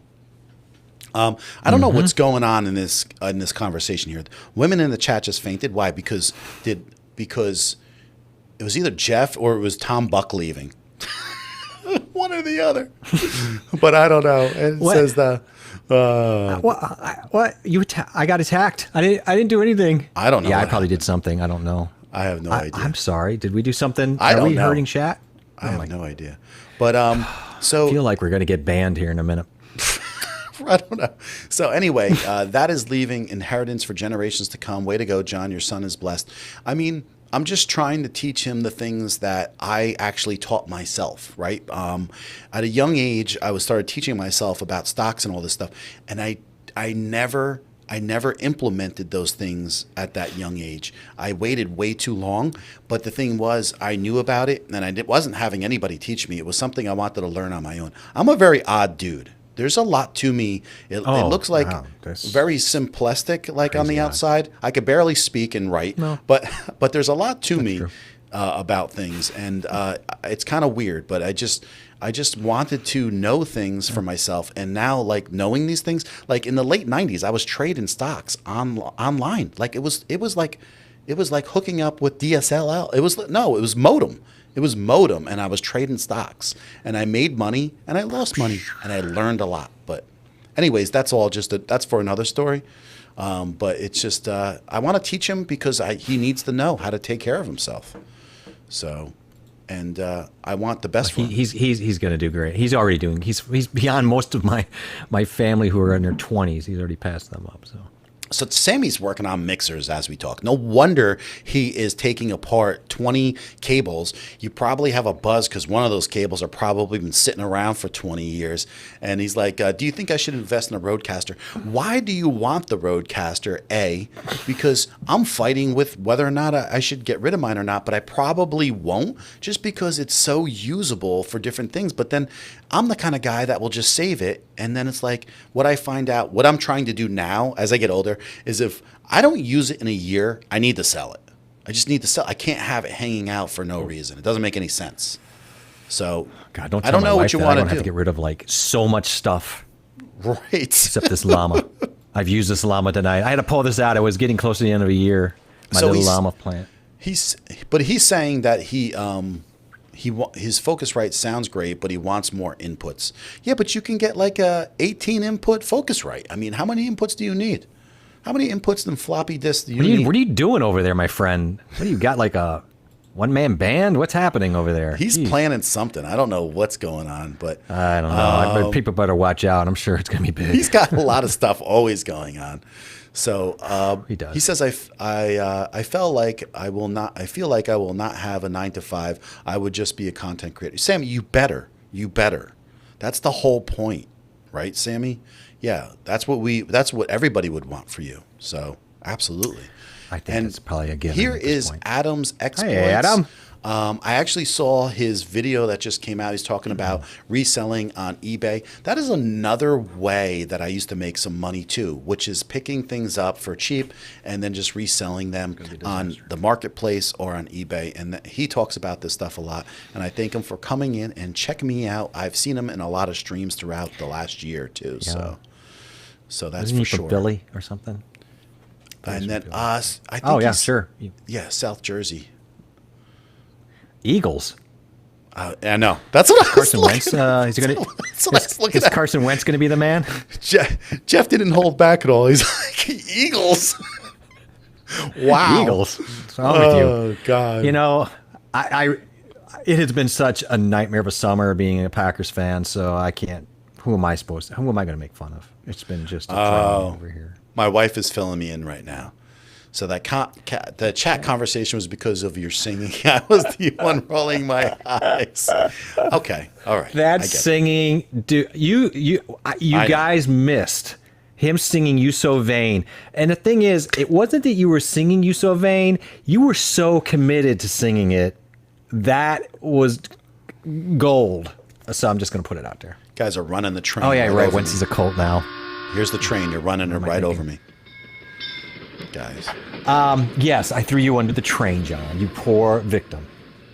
Listen. Poor victim. But it was good. I thought you sung it great. But I just this whole the Nilly thing just boggles Listen, my mind. If I could sing, I'd be a really good singer. Because Oh, God. I got the personality for singing. You Just got can't the personality for a banjo. sing. I just can't sing.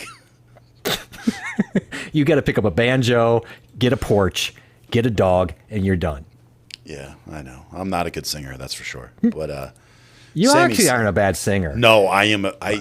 I used to be a decent singer when I was young, and then when my voice changed as I was growing up, I never learned how to sing again. That was it. I actually sang for the my Peter effect. I Peter sang, Brady. Yeah, exactly.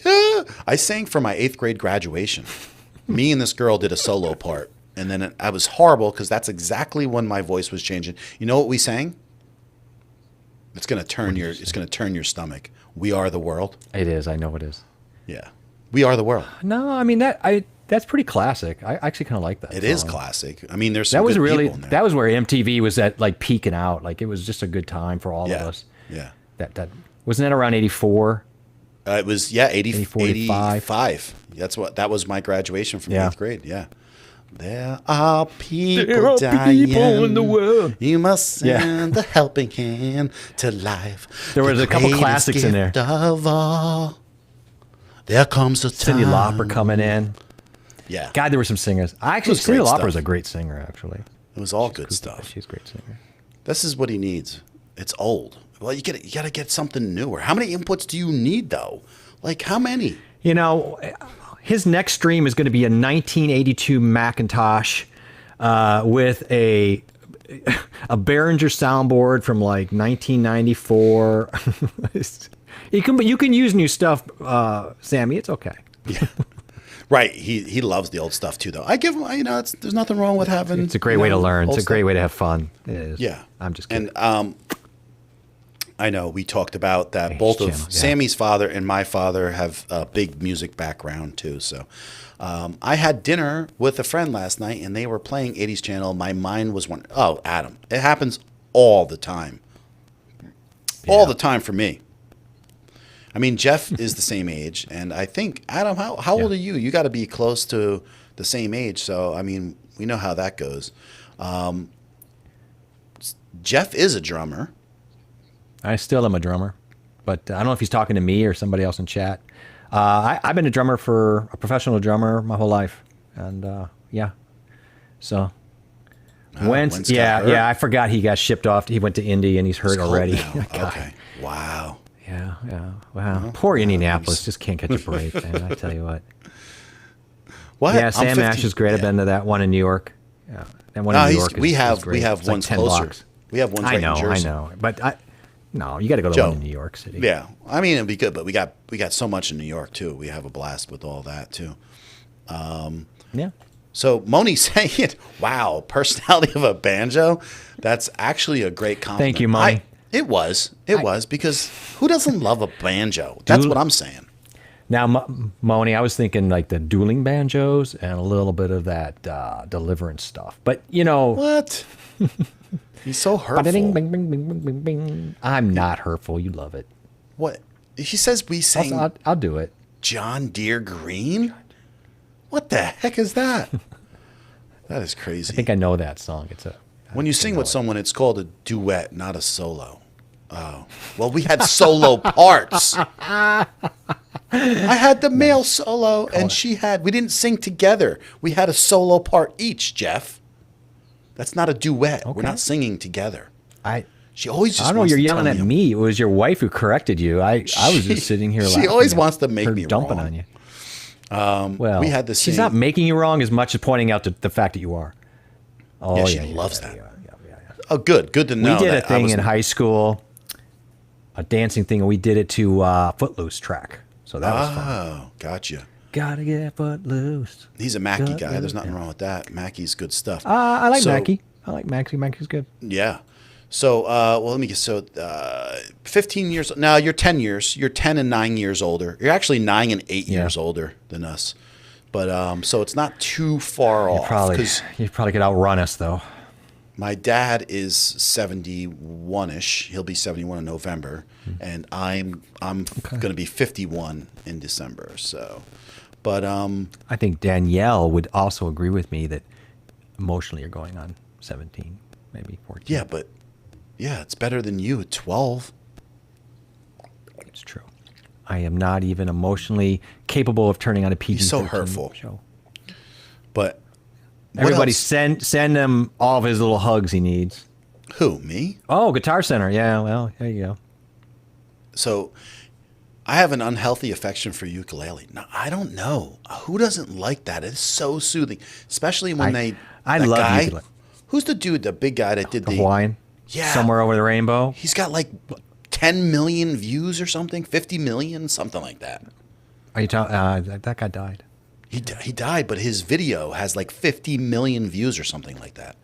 It is off the hook. It's a beautiful rendition of that song. It's one of my favorite ones ever. Oh, by far. That's his heart. He was such a sweet man, really. And I was so sad. I watched that video probably I love 50 the ukulele. times this year. I love the ukulele. It's a great. Yeah, me too. And Brian just looks the part. Like he's another one with a great beard. Like he could go to dance. He could put the ukulele in his beard, pull it out, play it. He puts the ukulele in there, and some like squirrel comes out. It's like. By the way, Brian, I sent you a message today on Facebook. You didn't even get back to me. Jeez. God. He's a busy man. He's got real things to do. He can't hang around with us. I just wanted to say hi and just say what's going on.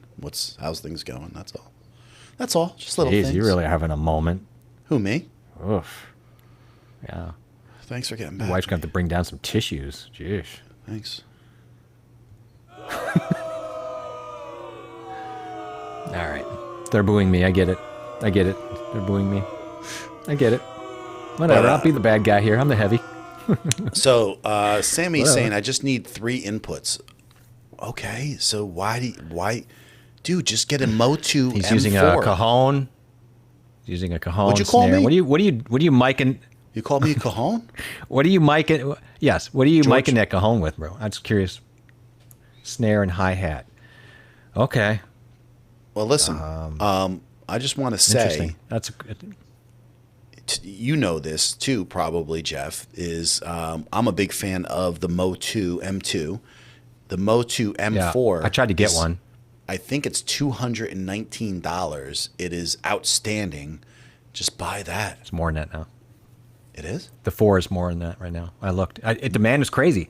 I tried to get a 2, and they've been out everywhere, and they still are. I looked again yesterday. So. Really?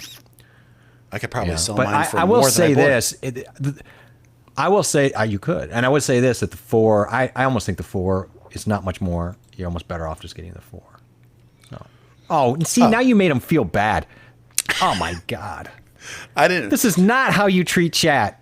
Well, from what I saw, Are you happy? He didn't even see it. But listen, if that ever comes up, dude, you could just say I'm busy today, because Jeff gets like that too. He gets all hurtful, and he's like, you don't even respond to me. I wanted to say hi today. I'm like, dude, I'm running around everywhere, right? You sounded just like me when I get that way. You don't call me. I like that. I sound like some 14-year-old kid playing World of Warcraft in the basement. I don't know. Yeah. You don't over call here, me Maldorn. anymore. So I thought he was using Cajun something. You know, actually, my dad had a Cajun rock and roll band for years. Who he toured with Buckwheat Zydeco, which was one of the biggest Zydeco bands. Oh, they're great. And if you've I have never a lot seen of friends out in New Orleans. That music scene is great down there. right, You've Jeff? been to Jazz Fest? No. But when you see that type Your of dad's music amazing live, musician. right, when you got like 10 people on a stage, it's so much energy. It's incredible. It's amazing. They're really fantastic musicians down there, and one of my favorite drummers is out of there, and just it's crazy. John, don't you have that? I have a Behringer. I think I got a Behringer 16-channel board over here. So yes, I do have the cheap Behringer audio interface. He says he could buy it off me for like 50 or 75. No, it's the cheapest one, Don't do it. Sammy. It's brand new. I only paid $50 for it brand new. I was going to say, you overpriced it. Yeah. I mean, Of course he's going to go to B. I just want to do one video with it, and you could have it for $30. Who knows? $25. About right. It's a good deal. It's not. Yeah, I'll give it to you for $25. It's brand new. I didn't even take it out of the box yet. It's check if you want it though. It's not like a good one. It's just, it's a $50 audio interface. He didn't answer me yet. I'm asking him what he's micing that cajon with. What are you micing the cajon with? Are you doing it inside, on the front side, the top of? Or are you just doing it on the inside of the cajon? You should just go to B&H anyway. Of course he's going to go to B&H. I know he's got his own parking lot reserved at B&H by now. You know where I'm going to be? I'm going to be at Newark Airport tomorrow. So I will. Oh, really? Oh, yeah, wow. Yeah. So I will be busy there, and I won't be able to meet you at B&H if you ever did go there today. So Adam's asking, and this is a big one, Adam. John, are you using vMix for the stream? Yes, this is our first time doing this with our stream. Caught us. And you picked up on it, but the look is incredible. I think our picture looks fantastic. The audio sounds so much better, Adam. I just did these quick overlays for Jeff and I really like our look. Jeff looks fantastic, and I'm extremely happy. And this is some of the things we've been practicing. And overall, what do you think? Does it look decent? This is really just fly. I have a point. Yeah, go ahead. No, I was going to bring it up earlier, but now that we're back in the vMix, I wanted to kind of mention it. So I've been eyeballing the stream up here, and has anybody else noticed how much quicker the chat interaction is? Because literally, yes, the video, I've timed it, is about 2.1 seconds and lag. That is incredible. The chat has got to be at least almost instant. Yes, it's insanity how fast. Like, I'll watch you move something when you're doing the sub mixes. Yeah. And it was like you moved and then it was moved. It was insane to watch it that fast. Okay. So I would imagine really the chat's cool. pretty quick too. And why I bring that up is because I think it makes for a better, another 10 seconds, 15 seconds in lag in chat makes it all the difference in the world, I think, in keeping the communication rolling. I just was curious if anybody else noticed that and felt it, I guess would be it. Yeah. And that's the thing. Like, we come in here, and I have my settings. I tested them several times, and we did set it up with ultra latency. So if your internet can handle it, the ultra latency definitely cuts down. Right. And it's definitely showing where we were. The most I think we've seen with the timing is about 4 seconds. And sometimes we do see like a second and a half, 2 seconds. So he's saying it looks very nice. And so that's awesome. And Bracket Reviews, Amateo is here, and he's saying hello, everyone. Hey, Amateo, how you doing? Nice to see you. Yes, thanks for it's stopping in. wonderful. Well, we were just talking about the Wave XLR. So, Jeff, Sammy, we have to get back. Yeah, Sammy said he's going to use a 58 for that, what you were asking. Sammy, put it on the outside. Don't put it on the inside. If you can't put one on the inside and the outside, just put if you have a 57, even better. But put a 58. Put it on the bottom up and shoot it up at you. You'll get a much better attack on the outside, and you'll hear the boom. So, just my 2 cents. And your 2 cents, you know what you're talking about. So Brian says we look and sound great, good today. And thank you, Brian. Appreciate that. And then Amateo, I am looking for feedback on. Yeah, he's given us feedback right away. He says, "Hi, John and Jeff. You guys are looking great. Audio sounds crispy. Thank you, man. So smooth. Thank you." So that's beautiful to hear, because this is just why find better looking dudes. No, Jeff. I mean, look how good your picture looks, and this is the reason why we did this, though, right? Is to be able to have it is, and audio. It is. Oh no, what did you do to me? No, you're just about ready to talk, and all of a sudden I switched you. You're like, oh. But yeah, I'm so used to you just finding ways to stiff arm me that I don't even worry about it. Yeah. Oh, cool. All right, great. Thank you. Yeah. Yeah. I feel like that. I feel like it's a little more of more instant, and we're not lagging so far behind the thought pattern. I think that when I'm in chat, it kind of frustrates me. Part of it, of course, is how the hosts are managing, chat management in that time. And we've talked about that. But the other part is clearly 15 seconds as opposed to almost instant on chat will really firm things up a little bit, I think. Yeah. Yeah, I think it's great. And then he's asking if we're using vMix Social. I am not. I am using the Chrome browser extension that I did a video on, Alan Parecki's extension, and I use this because I just think it's easier, and it's so simple, and I like the look of it. It just I can customize the color background, which I could do all these things in vMix, but I haven't looked at some of the new updates in vMix if they look more modern. I like the way this looks, and I'm gonna try both for a little bit and see what I like. So I just want to point out something. Yeah.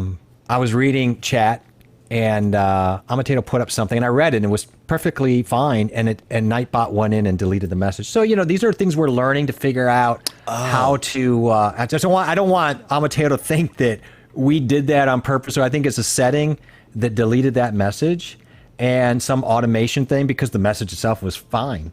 So I will have to go take a look at why Nightbot decided to. I do what I must. Yeah, and he did it twice. And I'm sorry. Yeah, I think it was an emote thing, maybe. I don't know. Yeah, it might be something like that, or a little something. I don't know. I tried to back off of those settings actually, and I'm testing something. So don't take offense to it. I apologize if it's. I'm just trying to tighten up on the ability for me not to have things get out of control on a stream, if that be the way. So. That's all. Mm-hmm. He says, I think as far as graphics, the live streaming could be smaller to make your faces bigger. But looks and sounds great. That's I think that's good feedback. Right. That's good feedback. I kind of feel it too. We talked about it. Now I feel like it might. I think it's a little interface. Yeah. So the truth be is I sized up this live streaming beforehand, and I just threw it up there and didn't make a change on it. But I can make a change on it, and I might be able to make a change on the fly with it. And I like the feedback. I kind of agree with them. No, I agree. I agree. It's one of those where we kind of talked a little around it and about it, and now that someone actually says it out loud, I'm like, they're exactly right. That needs to kind of be pulled back a little bit. It's overtaking things. We're going to shape what we're going to do. Here's what we talked about, chat, is we kind of went really basic on our overlays, and you can even see our names. Like everything it's there, but it's basic, because I think what would be fun, John and I talked about, was just improving a little bit each time. And if you guys throw things out there and like Lee did, which, by the way, Observant Lee, is that not the most appropriate name for Lee right now? It'd be neat to see how things shape-shift with input. So don't be afraid, like if you feel like a color's bad or things aren't looking good. I mean, don't make John cry. But, well, I don't care. Make him cry. But, maybe throw it out there. I was going to try to fix it on the fly, but I don't want to mess anything up right now. But thank you for that feedback. I appreciate that. I think we'll drop it down smaller. Definitely.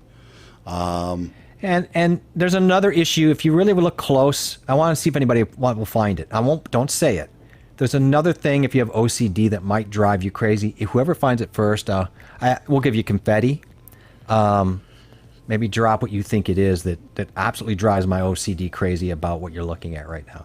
Yeah. I mean, it doesn't bother me because it's better than it was if you're talking about the names. Shh, don't. Why? What is wrong with you? Why did you do? Oh, come on. There's nothing else to look at. That's the only thing that stands out.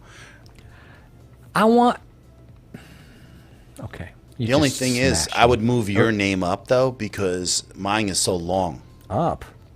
Yeah, I would move yours up a little bit. Yeah, that's what I would do, too, but it's the names. Thank you, Sam. Because I can't center mine all the way over. I'll figure it out. Why can't you just... I think you should center them between the bottoms. That would be the better way to go. We'll see. There's other people who said the same thing.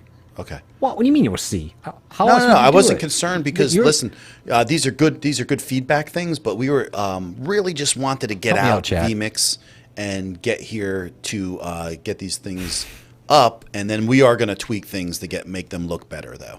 So for sure, I just want to say here, early bike ride, the studio session in the AM got to cut out. Thanks, Moni, for stopping in, and really appreciate that, though. Have a great night, brother. Thanks, man. Have a great night, Moni. So great that you stopped in, and it's always fun seeing Moni. Yeah. I saw it, and you know what? We could either talk about it. I want to go through this really quick, though. Heard some things about Nightbot. Okay. Nope. I understand. That's fine. No problem. It is an emoji. Okay. So it was supposed to be only for excessive. It was only supposed to be for excessive emojis. So I just might turn that off. Then he says, I turned everything off in Nightbot except announcements. Okay. Good inputs. I don't spell anything right, but thanks. Okay. And so we got it. In general, from YouTube chats, not to reference a particular chat, the evening bot, you'll have to get a sense. Okay. Just a feel for. Yep. This is actually good feedback, though, and then I can make adjustments on it, too. Feedback. So thank you, guys. Jeffrey, what are your thoughts on an overhead on the drums? You will be hearing the drums like 5 to 6 minutes. Are you talking about your setup, which is a cajon, hi-hat, and I forgot what else you had going on there, snare? I don't know. Are you using the cajon as Are you using the cajon as a kick drum? I guess that's my other question because I'm trying to figure out the configuration you have there. But I think it's fine as long as you mic it right. But you're going to lose some bottom end, so it might be nice to put something specific in a channel for the low end of the kick if you're using that cajon for that. So again, I don't know. And if you're using sticks, here's the thing, Sammy, I'm just going to be honest with you. He was using it for kick. Here's my only thing about that. Be careful with the kick drum. Now your cajon might be different than mine because mine are very fragile and stuff, but I heard your cajons are fragile. I know you. I knew you'd love that. When you you heard that, did you? It's on the street. It's on Craigslist. Yeah, there you go. The only thing I would say, Sammy, is it gets really difficult, especially with one mic, when you have hi-hats, a snare, and then this organic instrument, which is wood. This gets into weird timbres you're going to find, so it's going to be very difficult, I think, depending on what. Now, if you're using like something like cool rods or hot rods or something like that, you might get away with it. But if you're going to blast that out with 5E sticks, that's going to get weird. And if you're not careful, you're not really... I use special types of kick drum pedals on these cajones so you don't go through them. So gotcha. I don't know how you're doing it all. I'm just saying that, it gets a little bit tricky to get that all to work. So, yeah, Okay. I don't know. I mean, I need more information, but you'll get it to work out. It's going to be cool. I can't wait to see it. Adam's asking, where did you build your overlays, John? So these are pre-cut, like the pre-cut pictures, right, from vMix, and I just made these overlays quickly in Canva, and that was it. I just brought the backgrounds in, I sized them, and then I put a little bit of moving with the live streaming. That was it for right across, and I did it that way. And now if I was to do it again, I could do it a heck of a lot faster, but I just did it all in Canva. And then Sammy's saying it's the names, and yeah, he's right. Observant Of Lee, course, if you thank you for figured it coming out. in tonight too, by the way, and giving us some Thank good you. input and some good conversation. Yeah, great We info. love that. And he's Yep. saying, John, the Yep. title isn't centered. Yes, and we both knew this was not the case. But we had a lot of things that we were working on. Like I said, we were up till 4 o'clock in the morning, Saturday night for me, 3 for Jeff, and just trying to get everything working like it is in this stream. It's a lot of work in vMix. There's a lot going on. And I'm just proud that we're using it tonight. I'm really just like really excited. I love the for look. people that I love it. Look, and for people, and there's more responsibility too on the guest, I guess. But we're co-hosting, so it becomes a different animal. So yes, you can run it where you send a link out, like John could send a link out, and we go browser based. For people who don't realize, we're going what's called peer-to-peer. So there's no middle ground here. There's no middleman, middle browser. We're directly calling each other essentially, and that's what's really helping out with a lot of the audio quality, the visual quality, clearly. But it puts more, I don't want to say stress, but it puts more responsibility on the other person. I can't just be willy-nilly. I've got to set up my stuff correctly and get into the call correctly. So Right. A little more overhead that way. Yeah. I just want to say hi to Aaron. He's popping into the stream. Aaron! And thanks for coming in.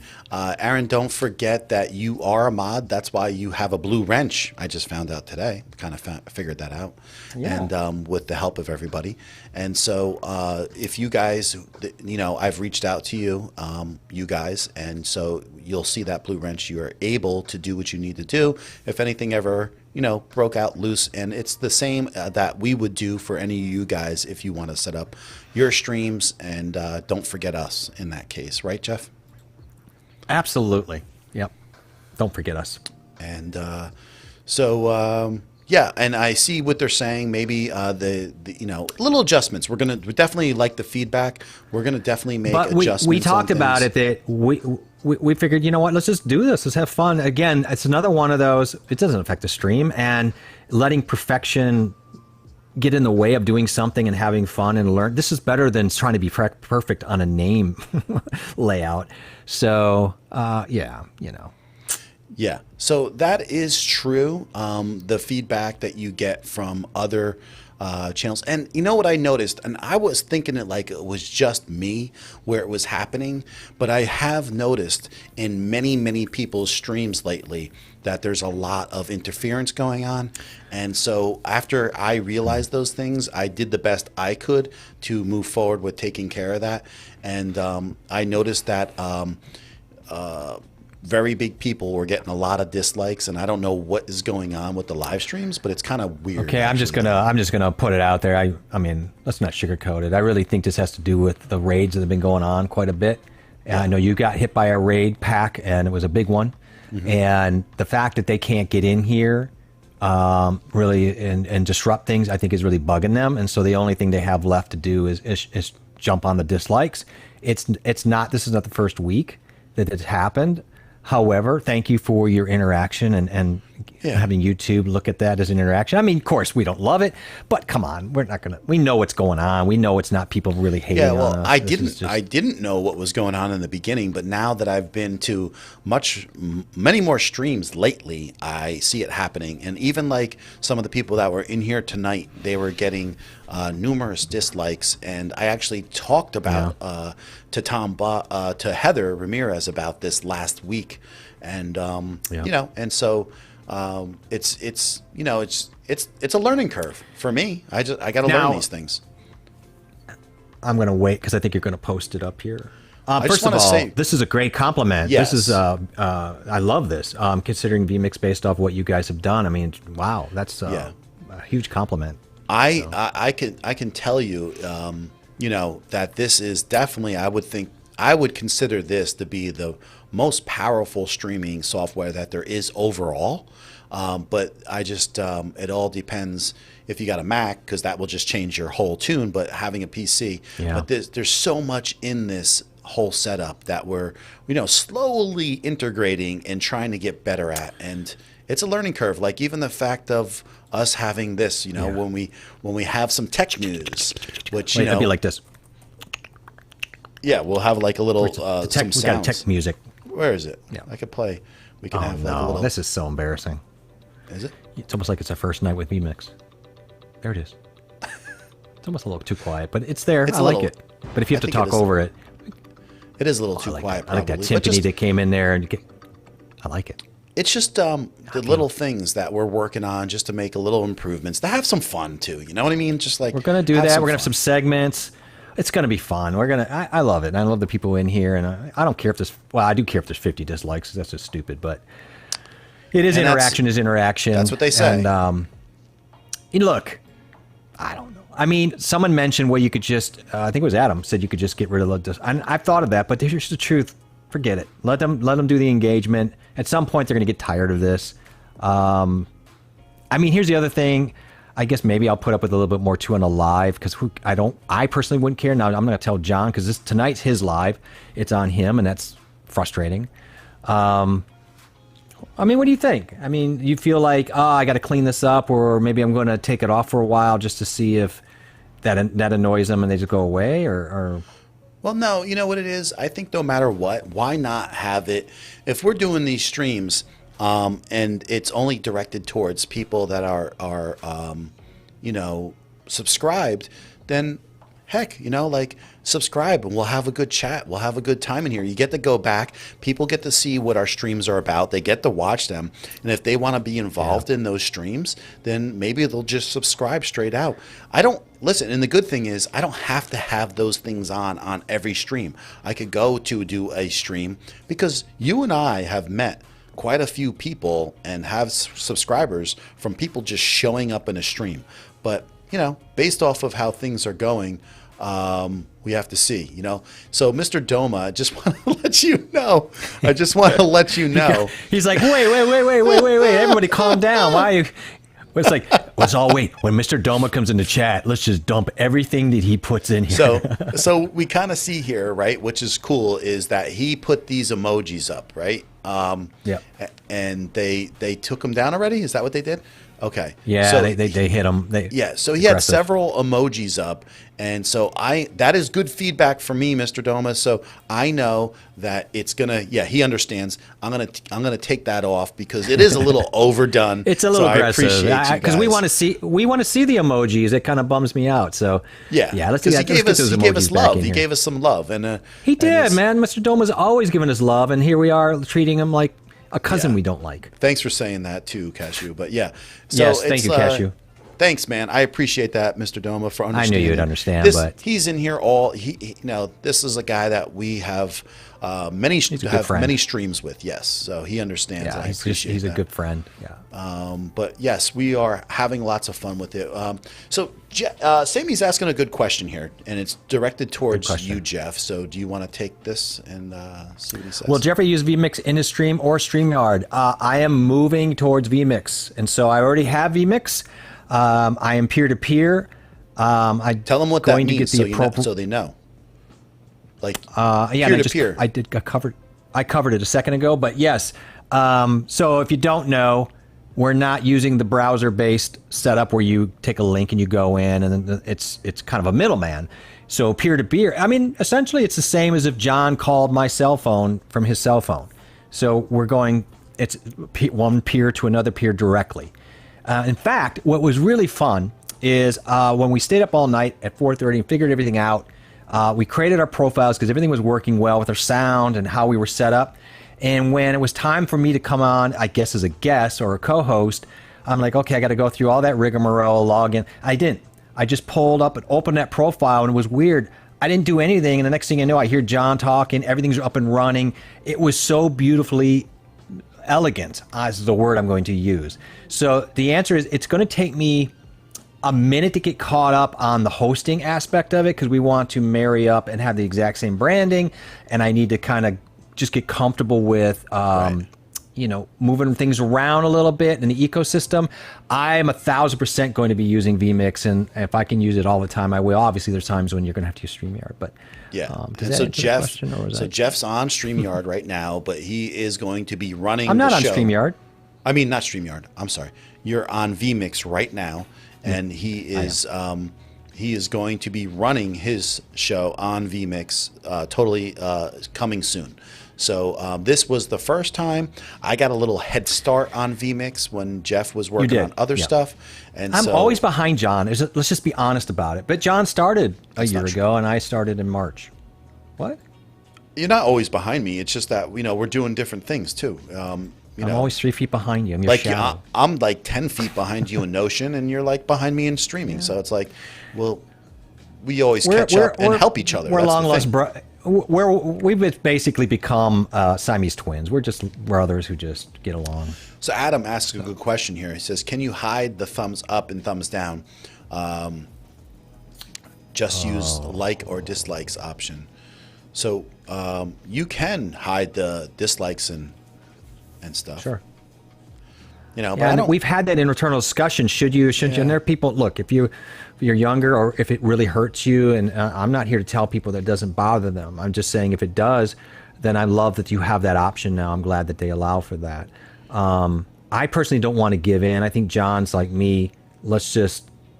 I'm not. Yeah, you know what it is. I don't care what these people think. It's not going to hurt my feelings, and so to me, it's almost like.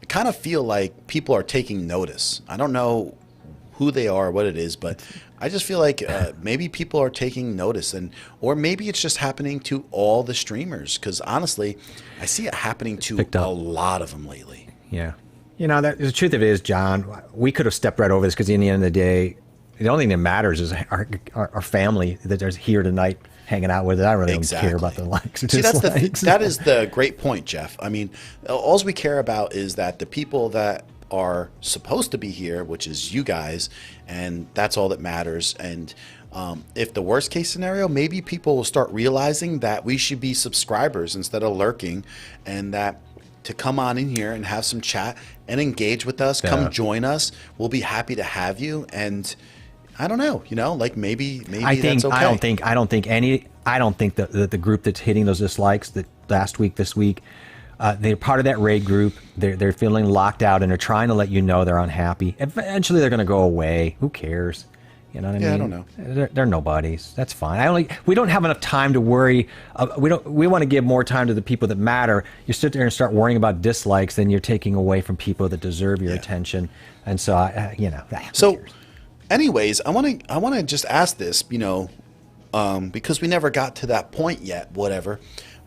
First, is there anybody here that's considering the Wave XLR that we've been talking about all night? We could see it's this little tiny interface right here, which I could show you a little bit better. It's this tiny little interface that's right here on the desk next to the Stream Deck. And yes, unfortunately, by about 1 week, I missed being able to get the new Stream Deck. So this is the old style. And when I get mine, I guess what I get to do. Yeah, you get to get the new one. Put your little fancy cover on it. And it's going to have llamas on it. It's going to have llama. Yeah, it probably will. And then this here is the Wave. And so, is anyone considering it? Have you heard about it? Do you know about the Wavelink software? Is it something that you would be interested in if you do stream? So we're curious to find out. Are there people who stream that have audio frustrations that they just don't even think there isn't even a reasonable solution, or they're just like, that's too much to deal with? Because believe me, audio is the biggest, I think, problem link in this whole chain. I really do. I mean, sometimes cameras can be fussy and this, but I think audio is the real pain in the rear. Absolutely. I mean, there's no doubt about it, and it comes down to streaming. It's about separating the music, right? It's about having a different browser level and having a different mic level, and so it lets our freedom go and be able to create more in our streams. Otherwise, we could take all those out and you can get a stream done. But I'm just curious. And I see people talking about, probably if you're just doing video content, it's certainly not as important as trying to do a live stream where you've got a lot of moving parts in and out. We have other sound issues too. Like with vMix, we can have monitors back and forth where John and I can talk in a private channel, for example. All these things have to be dealt with and set and lined out. So it gets to be a spaghetti after a while. And so you want to have that. And in a live stream, of course, is different than, and I know Aaron made a comment, we don't have to worry so much about all that intermingling. We're doing one specific task at a time. So I can appreciate that. So I guess it is for people who do more live streaming. Yeah, it is. Although it's a great interface, it doesn't take up much space. It makes great sound. So I mean, it's for narrations and other things. It's certainly a thing that's portable. I have a laptop that I do all my stuff on. So to be able to maybe take this and be mobile with it, it's a great tool, wouldn't you think? I don't know. I honestly, if I'm not streaming, I don't have a big need for this because that's true. I would rather have a Motu M2, which I do have, that has outputs for my JBLs. It's got two inputs. I can either take a balanced TRSS or I could take an XLR, and so there's a lot more versatility. Is my frustration. That is my frustration with both the Go XLR, the Mini, and the XLR. There's just no way to get our speakers in there. Yes, that is a real big frustration for me too. But I have the Motu. I'll just use it. I'm keeping that Motu because it's a great backup too. So I was going to try to get it from you, but okay. Okay. I was going to try to buy it from you, but I knew you were never going to. You had a death grip on it, and I knew you weren't going to let it go. And I don't blame you. You should keep it because it's really. Rid of it. Yeah. Well, if you get rid of it and don't at least offer to me, I will. I'm no longer speaking to you. So with peer-to-peer, is there a way to still bring guests through browsers? So there is. Great question. That there is, but just remember, when you come in peer-to-peer like this, non-browser, it's 1080p. So Jeff's in 1080, which is not what's going on in any other software. Every time it's usually the guest is coming in at 720. And but here, he's peer-to-peer. So Jeff has to have vMix, and I have to have vMix. And then he comes in at 1080. But if he comes in through the browser, he'll come in at 720. So that's a good question. Right. So yeah, our guest would be at 720, of course. Right. So Aaron's saying, I don't see the totally need makes for sense. a Wave XLR now. Probably I don't know much about the product. But also, if you mess around more and more with the ACO drivers or ASIO drivers that are with the Rodecaster now, it could be done. And I'm going to mess with mine a little bit because I've had the beta drivers for a while, the beta firmware.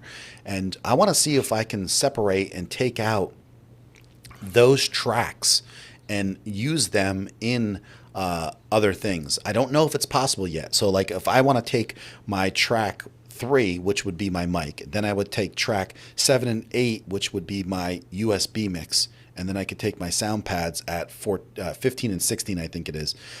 And if I could take all those into vMix and use them, then that just is like just as good, except that the Rodecaster, and I don't want you to forget, the Rodecaster, it looks like this, and I'll show you. It looks, here it is. So I had this on my desk over here, taking up this space. Now, don't get me wrong. Both Jeff and I love these physical sliders, right? So the physical sliders are what we absolutely adore.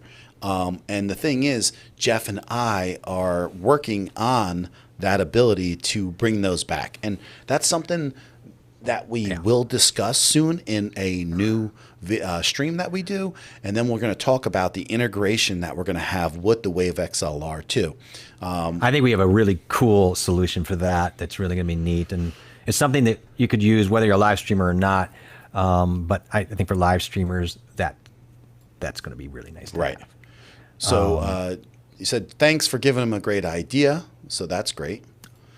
Oh man, whatever. You can ask any question anytime, and I'm anxious to see what you do. And we should get our cajones up sometime and play. I should make one for you. I've got a bunch here that I've got half finished. I should make one and send it to you, to Sammy, and let you play it. I'd love to hear you play it. Yeah. And Adam's leaving. He's got to head out. Thank you, Adam. And he says, see you in the chats. Absolutely. And, absolutely. See you next Thursday. Time. Thanks, Adam. I really appreciate that. And thanks for taking notice with the vMix progression. So thank you so much. Yeah, very nice. And then I will get it when it's time. Yes, your channel is going to help me in that regard. Thank you so much, Amateo. Absolutely. You're part of FAM, so you can ask any questions you want. And also, Amateo, don't ever think that you can't reach out to us and we can meet up in StreamYard and have like a little meeting if you ever want to discuss something. I just want to let you know Yep. that we are there for you if that's something that you ever need to do. But listen, it might work the other Or way anybody. around too. We might need to learn from you about a few things. So we Oh really, boy, I've learned quite a few from looking at the list in our chat. I can tell you I've learned quite a bit from that. But yeah, I mean, anybody that really needs help, we will jump into a stream anytime and private stream and help as best we can. And certainly if you got to teach us anything, I'll take that too. But you know what? You're right. When it's time is the best thing you can do. Know when it's time. I've had to really watch myself over these months go, when it's time. We all want certain things, but I think when it's time is a perfect comment. It just sets the tone. Absolutely. And he's really using a lot of the things that he has to its fullest ability. And that should be, something that we all should try to do. And like I said, though, we're just always there for anybody. Maximize it. And we're not talking about just Amateo. Like anybody here, you know that we can always be available for a StreamYard session to meet up about any kind of questions we may have or this or that. I know it's hard, but it's something that we would be willing to do also. So just keep that in mind. And so, okay, these guys are just talking. And Samantha says, look at you, John. Stream is great. Thank you so much. Yes, I mean, this was our transformation, the vMix. And we've been working it really hard, and we're getting there. So I'm really happy. Can I ask a vain question while we have people here? I want to, because I changed something in my setup, and I'm just curious. So I changed my lighting a little bit, and I'm just curious. Brian, I know you're real particular about lighting. Ignore the glasses because I can't deal with it. I know there's a little glare yet. I was just wondering if the lighting is okay, if they have any opinions about it, because I'll tell you what I did differently if that matters. But if it's okay, just let me know that. If it's not, that's okay too. I can take it. Anyway, continue. Take it. So there are people here, and I trust them, and I wanted to ask them because yes, I don't trust myself. So Cashew is saying many of the channels that I work with operate exponentially, and that's a big word for me. Extemporaneously. Does that mean like you sprained your outside ankle? And then, Cashew, will you please, Cashew must have graduated college. To two. Jesus. 2 syllables when you write John. Yeah, listen, I'm not going to put your stuff up if you're going to embarrass me. She did not embarrass you, I believe. I'm just kidding. And invite different guests impromptu. So they have serious sound quality problems subject to each guest's capabilities. And this is a great reason to have StreamYard, right? Yeah. And meet with people beforehand, because what they do in StreamYard is kind of the similar thing what you want them to do in any stream, which is have a pair of earphones or earplugs or headphones in, and then have a mic set up in a decent position and test that and see how it goes, or even be able to have a test stream is always a great idea beforehand. But people like Brian, or say if we had Ash on, or someone that's been streaming, they get the idea of how things should sound and look. But you're absolutely true. When you leave that up to the guest, that doesn't always work out in your favor. That's for sure. That's true. And it's a good thing to point out. So, okay, John and Jeff got some videos to make. Yeah, I know you do. You're always bossing those videos, man. Thanks for sharing a lot this morning, and prepare for the day ahead. Stay in charge, bosses. Thanks, man. Thanks a lot. I always appreciate you coming by. And check out Amateo. His channel has a lot of information with cell phones and audio, earpieces for cell phone, everything. And I could see the stuff that he's been doing. He's improving day by day. Along with, did you happen to catch Aaron's new video at all? Continuous conversation. That's right. He did put on a new one. I have not seen it. I've been so mired. I believe, though, is it the one with the, maybe I did see it, actually, now that I think about it. Was it the one with the bilingual thing, the scripting, or am I thinking of something else? It was about, I don't know, it's his last one. How terrible is that? If you didn't see it, you didn't see it. Just go watch it. But all it is no, I dipped into it, but apparently I didn't watch the whole thing because I don't remember the content. I just like his humor. I did check it out because we talked about being so kind, so I wanted to dip back. Maybe I dipped on the one before that. Yes, I saw that. Towards the end, he said, be kind to yourself. But it's like, I like it because it's just, I don't know, man. I'm telling you, you're going to watch. He's going to do good things. definitely feel it. Oh, So. I already know he's going to do great things. He's got everything going for him. I know he does. Sometimes he gets frustrated because of the bilingual stuff, and he thinks his delivery. All that to me is just nothing but a positive, personally. His delivery system is top of the line, in my opinion. And so between the visuals and the audio, I think he sets a great vibe. Right? He's got such great, like what it is, and what I said in my comment is it's in his subtleties. Like it's just every little fine-tuned nuance that isn't like something that's throwing you over at like one shot. Right. It's just like the way he just like says things and the way he enters the sarcasm and the, sort of insecurities and these things he's working for and against, and the way he does a great job. Great. He does. I love watching it because it teaches me. Yeah. So. No, I think it's kind of it's a great, if for somebody who likes that, which we both do. Oh yeah. And you want to incorporate it. I think it's not good at it. It's I don't know. You're pretty good at sarcasm. I just think you're. Yeah, I what I'm saying is I need to learn how to put that into a video and be able to come about it a certain way and be more intriguing. I would love for people to wait on the next word that I'm going to say and how I'm going to deliver it, But it just, my information's not so much that, and I'm not like really good at that. But listen, that's what we're here for us to all get better. Right. And also figure out what we can. Yep. If there's something that we can help you out with, let us know. We can meet up on the weekend and try to give it a go. Listen, I'm not saying I could help everybody with their problem, but if it's something I could figure out, or Jeff and I could figure out, then we're always willing to help out. So, but absolutely. I see her streams and she's doing more stuff in OBS than I think maybe I am. Because she's got multiple scenes she's setting up. Sometimes I feel like she almost does too much, to be honest with you, because it's a lot to take on in a stream. I would like her to cut down some of her transitions and stuff and be like, which I think everyone feels like, oh, you got to do so much more and it's more engaging. But there comes to a certain point where it's just more important what comes out of your mouth than how much you're doing on screen. I've probably been guilty of that when you. We all are. We all are. Well, when you start doing new things or learning new things, and you kind of feel like, I just want to get there and try it out. Then over time, you go, oh, it's starting to feel like it's a little bit much, or it's getting in the way of my thought pattern. But I think that's probably pretty typical. But it's a good point. On the flip side, it's showing her creativity. It's showing her willingness to learn everything, because I take chances too. Yeah.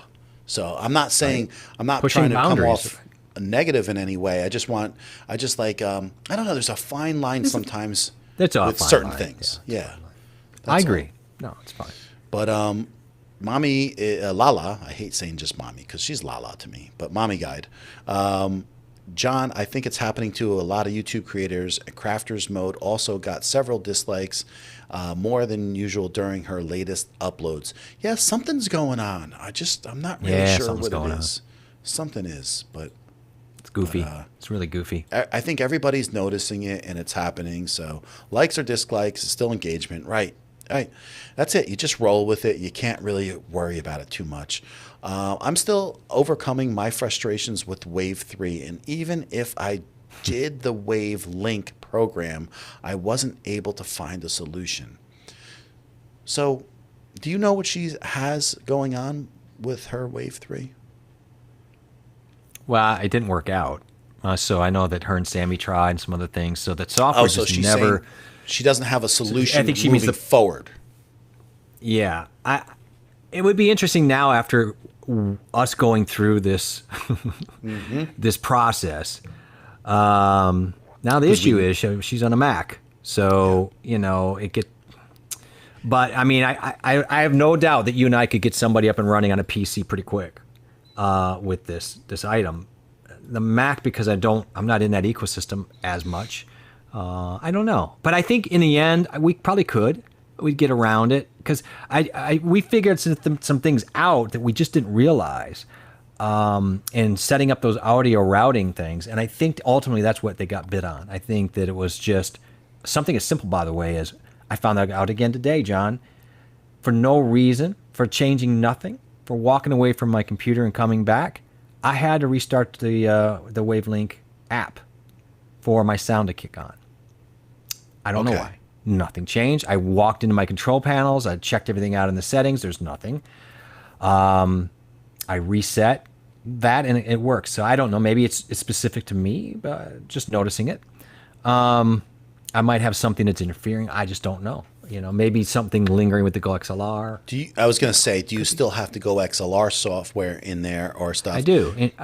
So I do. That very much could be some of that. But the thing is with Lala is I think that you and not that I think, I know that at this point we've had hands-on with this software pretty deep. Like we're not just trying. Yeah, I'm confident with it at this point. Yeah, we're not just trying it in OBS. We're trying it in vMix, OBS, StreamYard, and everyday use.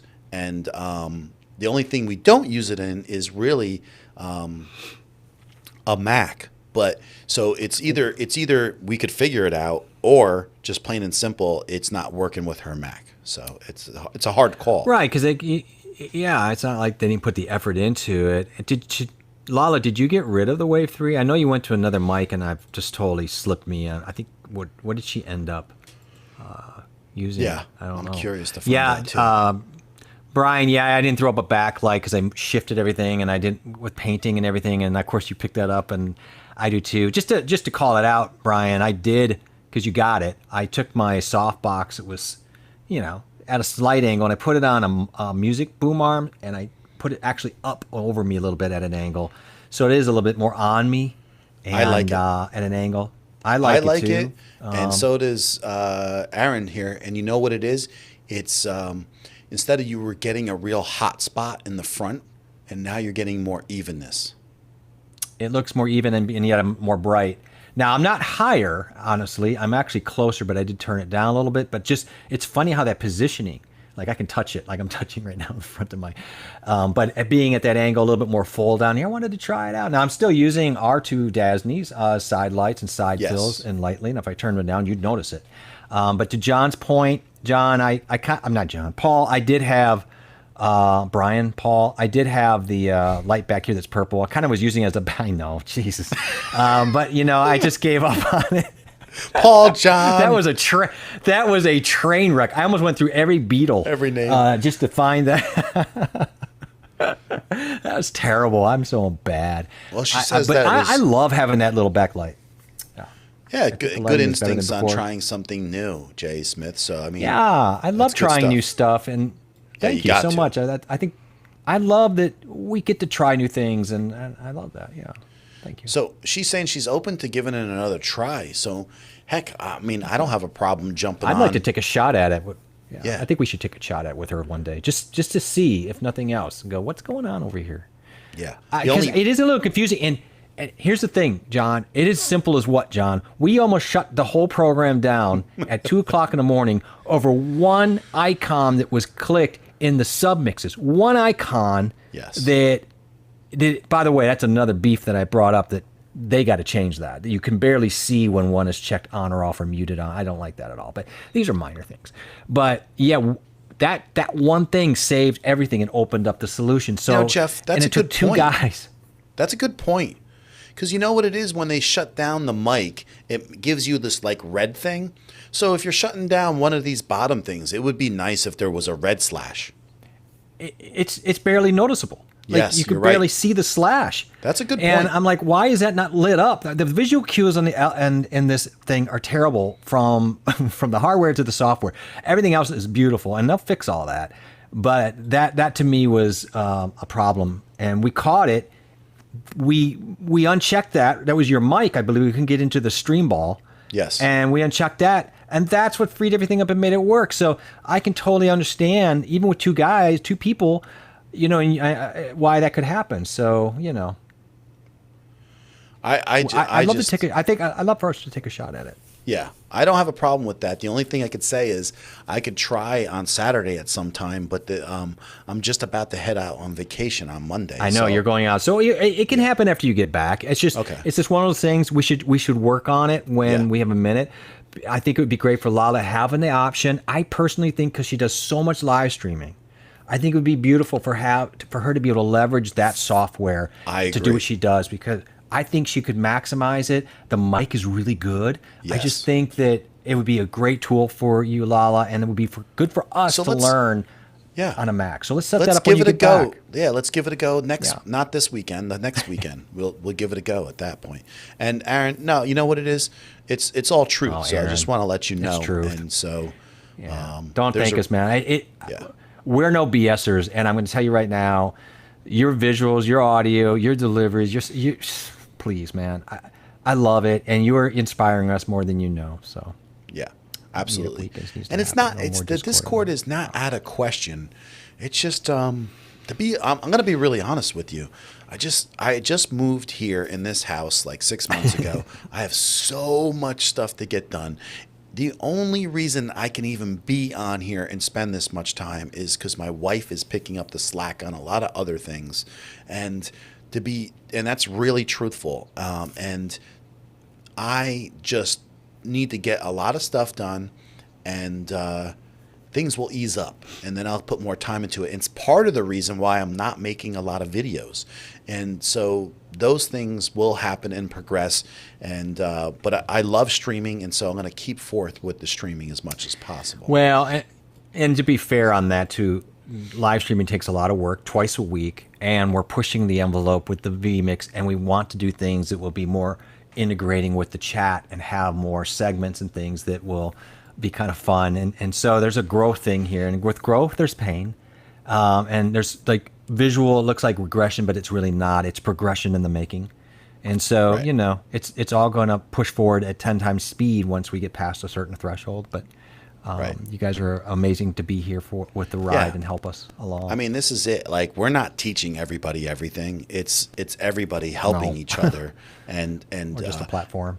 It's just a platform, and to be part of a group, and to give input and help where it's needed, because I think that small YouTubers aren't getting that stuff, and being able to have that is essential, because this is not an easy road by any means.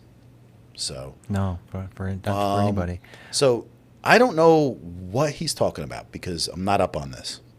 So he says, what do you guys think about Samsung? So Samsung's collaboration? I've noticed them opening up more and more, and I know this is specific to the Wear OS, but I think I've seen, Samsung tried to run a lot of this stuff on their phones too. I have a Sprint, and then I have the Samsung S20, and I've noticed that a lot of their like exercise stuff, and it's going to go into the Google Stream.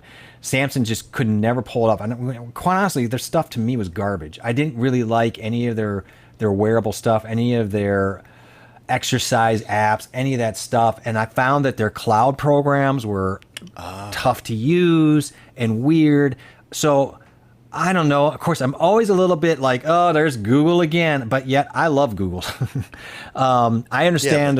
Here's the thing. What's really the collaboration? Is it Samsung saying, hey, Google, come on in? I just dropped my llama. It didn't It's not the first time. I always drop llamas. You're right. I can't believe I knocked my llama over. It's still okay though. Nothing. So it's okay, everybody. Thank God. It's okay. My llama is still alive. I'll call the vets though. They'll be out here. The big animal vets. The large animal vets is what they call them. Wish we had a rewind to that. It's on tape. To answer the question, Aaron, I think for Samsung's going to win in this, because what they have is terrible. I think so they're absolutely going to win in this. It's going to help them if they want to compete. Personally, I'm going to tell you another thing. As a Sprint person for 20 years, a loyal customer, I am devastatingly annoyed that they ended up merging with T-Mobile. That has been an absolute disaster for us after that many years. No signal in the house anymore. They sent us the wrong SIM cards. They're terrible service. Everything about this merger with T-Mobile, I don't know how anybody uses T-Mobile. I'm going to have to switch. So I'll have to talk to you about who to switch to, John. Brian's asking. I use Straight Talk, by the way. I know I've heard good things about it too. So I might. I use Straight Talk, AT&T towers Yeah. because of the phones I have, and I've been using them for about 4 to 5 years now, and it's been really cost effective. But I'm a guy who buys older phones. Like I don't buy a new phone. I have an S8 still that I bought like probably a year or so after it came out for $300. I don't spend $1,000 on phones, and I'll spend a heck of a lot more money on the stuff here instead because I don't think of phones that important. I'll be honest with you. I mean, the S20 is I love it. It's I'm sure. I'm sure it's amazing, but I'm just saying that's me. Well, I could be talked out of it because they turned it into a hockey puck. It's almost useless to me with this So big. new service, huh? You mean unusable? Yeah. Yeah, it's a hockey puck. It's a coffee mug. It's nothing. I can't use it for a phone like I want. I told the guy you bricked. Well, at least you're not angry. What's the about point it. of this? I am not at all pent up about this. Jesus. I know. I gotta calm down. I'm Brian sorry, wants everybody. to know if you white bounce. How did you white bounce? Did you white bounce? In camera. I didn't white balance tonight, but the only way I've white balanced is in the phone. I never used like any other way to white balance. I've always used in balance. I have it set up in here for this shot, and I just go and pick it up, but I admittedly didn't do it tonight. I hate to break your heart, but I white balanced in vMix again. So. I mean, is he saying that's a better way to go? I'm not. I don't know if it's better or not, but no. He's saying it's a worse way. So, and yeah, they're right. I agree with that. Oh, I got a green shirt on. I'm a little magenta, but see, I think that's Sony, and then I think that's Canon, That's and then Canon. Sony's a little greenish. Yeah, absolutely. Yeah, I mean, I see it too. I think that he's right. Next time I'll white balance. You're right. Oh yeah, I mean he's definitely right. But I see it. And what's really crazy is I have -3 on my red. Like I brought the red down a little bit on purpose. I haven't touched anything in here, but I have white balance in here. It does a great job. There, You got to use it. I should have used it. I'm not going to reach around and do it with this menu system. I'm just not going to do it. Although I have it in my function button. So I just tried it to see. I brought it down a little bit to see if it worked. I mean, if we had the app up, I could use the app on it, right? Yeah. Is that a thing? Yes. Sony greenish is a real deal. It's the truth. It leans green. Yeah, a lot. Does. It's a beautiful picture and all that, but it's just, I don't know. Yeah. I will say this: the 5100, you might as well just be a green M&M. But I would say that this isn't as bad as that for sure. I mean, hey, I don't care. Yeah. We got compliments from Tom Buck, and from and we got Brian compliments. Came in here swinging. Brian came in here swinging tonight. We got compliments from Dan. That's a good point. No, but we do want to look better, and you know he's right. I need to white balance more. I got to do that more. I gotta, listen. Here's the thing. We still have so much to improve. Let's ask Brian. I want to ask Brian why I'm here because this is what's been happening to me. I do my settings. I use the memory recall settings, set everything up, and then I use my the movie icon, whatever. I move to the movie on the dial, right? And that's another setting. Now those are supposed to save. But Brian, I was having this thing where I would come back, power everything up, and my settings were not right. They were back to like not what I'd set them to. And I thought, how can this be happening? But what turned out is I have a bunch of things for my phone with sockets where I can control things and turn things off with the phone. And so the camera was being turned off not by the on-off, but at the outlet using this. So it was shutting the power down. So my question to John was, and is this like like we talked about the CMOS? Was that CMOS. Getting cleared out? And because I did start using the on-off and it wasn't happening, then it saved it. So if anybody ever has that issue, it was driving me bananas. It kind of made sense to me. It made sense to me too when you brought it up. And I'm like, oh my goodness. And so sure enough, ever since then, using the on-off, it's not been happening. But for a while, it was making me nuts. I'm like, well, wait a minute. I know I saved it, but then you start questioning yourself. Yep. So if anybody ever has that happen, because a lot of people use that stuff. I use the on-off on my phone for everything in here is controlled by my phone. So Lala says she still has this system. So if it's just sitting there, she's saying she's good to go with trying to give it a shot. So we can do that. So. I think so. I think we should do it. I think there's a way to get that to work. She says thanks too. Oh, you're welcome. Appreciate that. You want a llama hat? We're gonna get you a llama hat.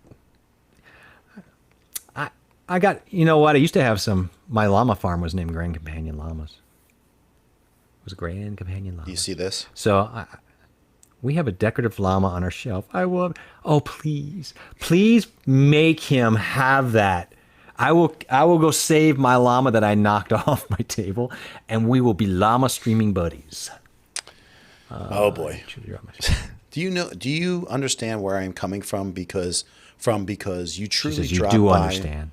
Oh, but drop by She's my saying streams. you do understand because you Yes. drop by. Yeah. You do understand where I'm coming from because you drop by my streams, and I am truly grateful and have helped me out during my live several times even.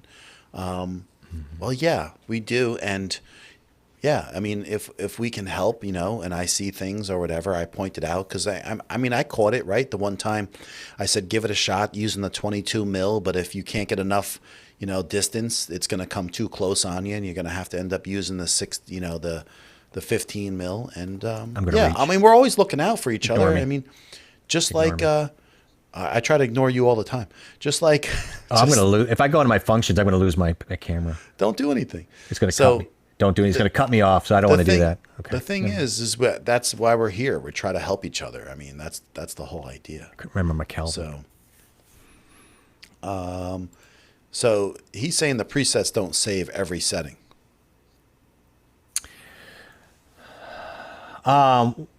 Well, what presets? I mean, the memory recalls do. So if you use memory bank 1, 2, or 3, those are saving. I've never had them not drop, but maybe he's just saying the overall, like just going to movie, that's not going to save. Or if you go to, I don't know, fun. I mean, I was told you can basically use it as another memory bank because this guy that I learned these memory recalls from said, yeah, I use it as a fourth memory bank. I set it and I set how I want it. And then I set up the other 3 how I want it, usually like a 24, 30, 60.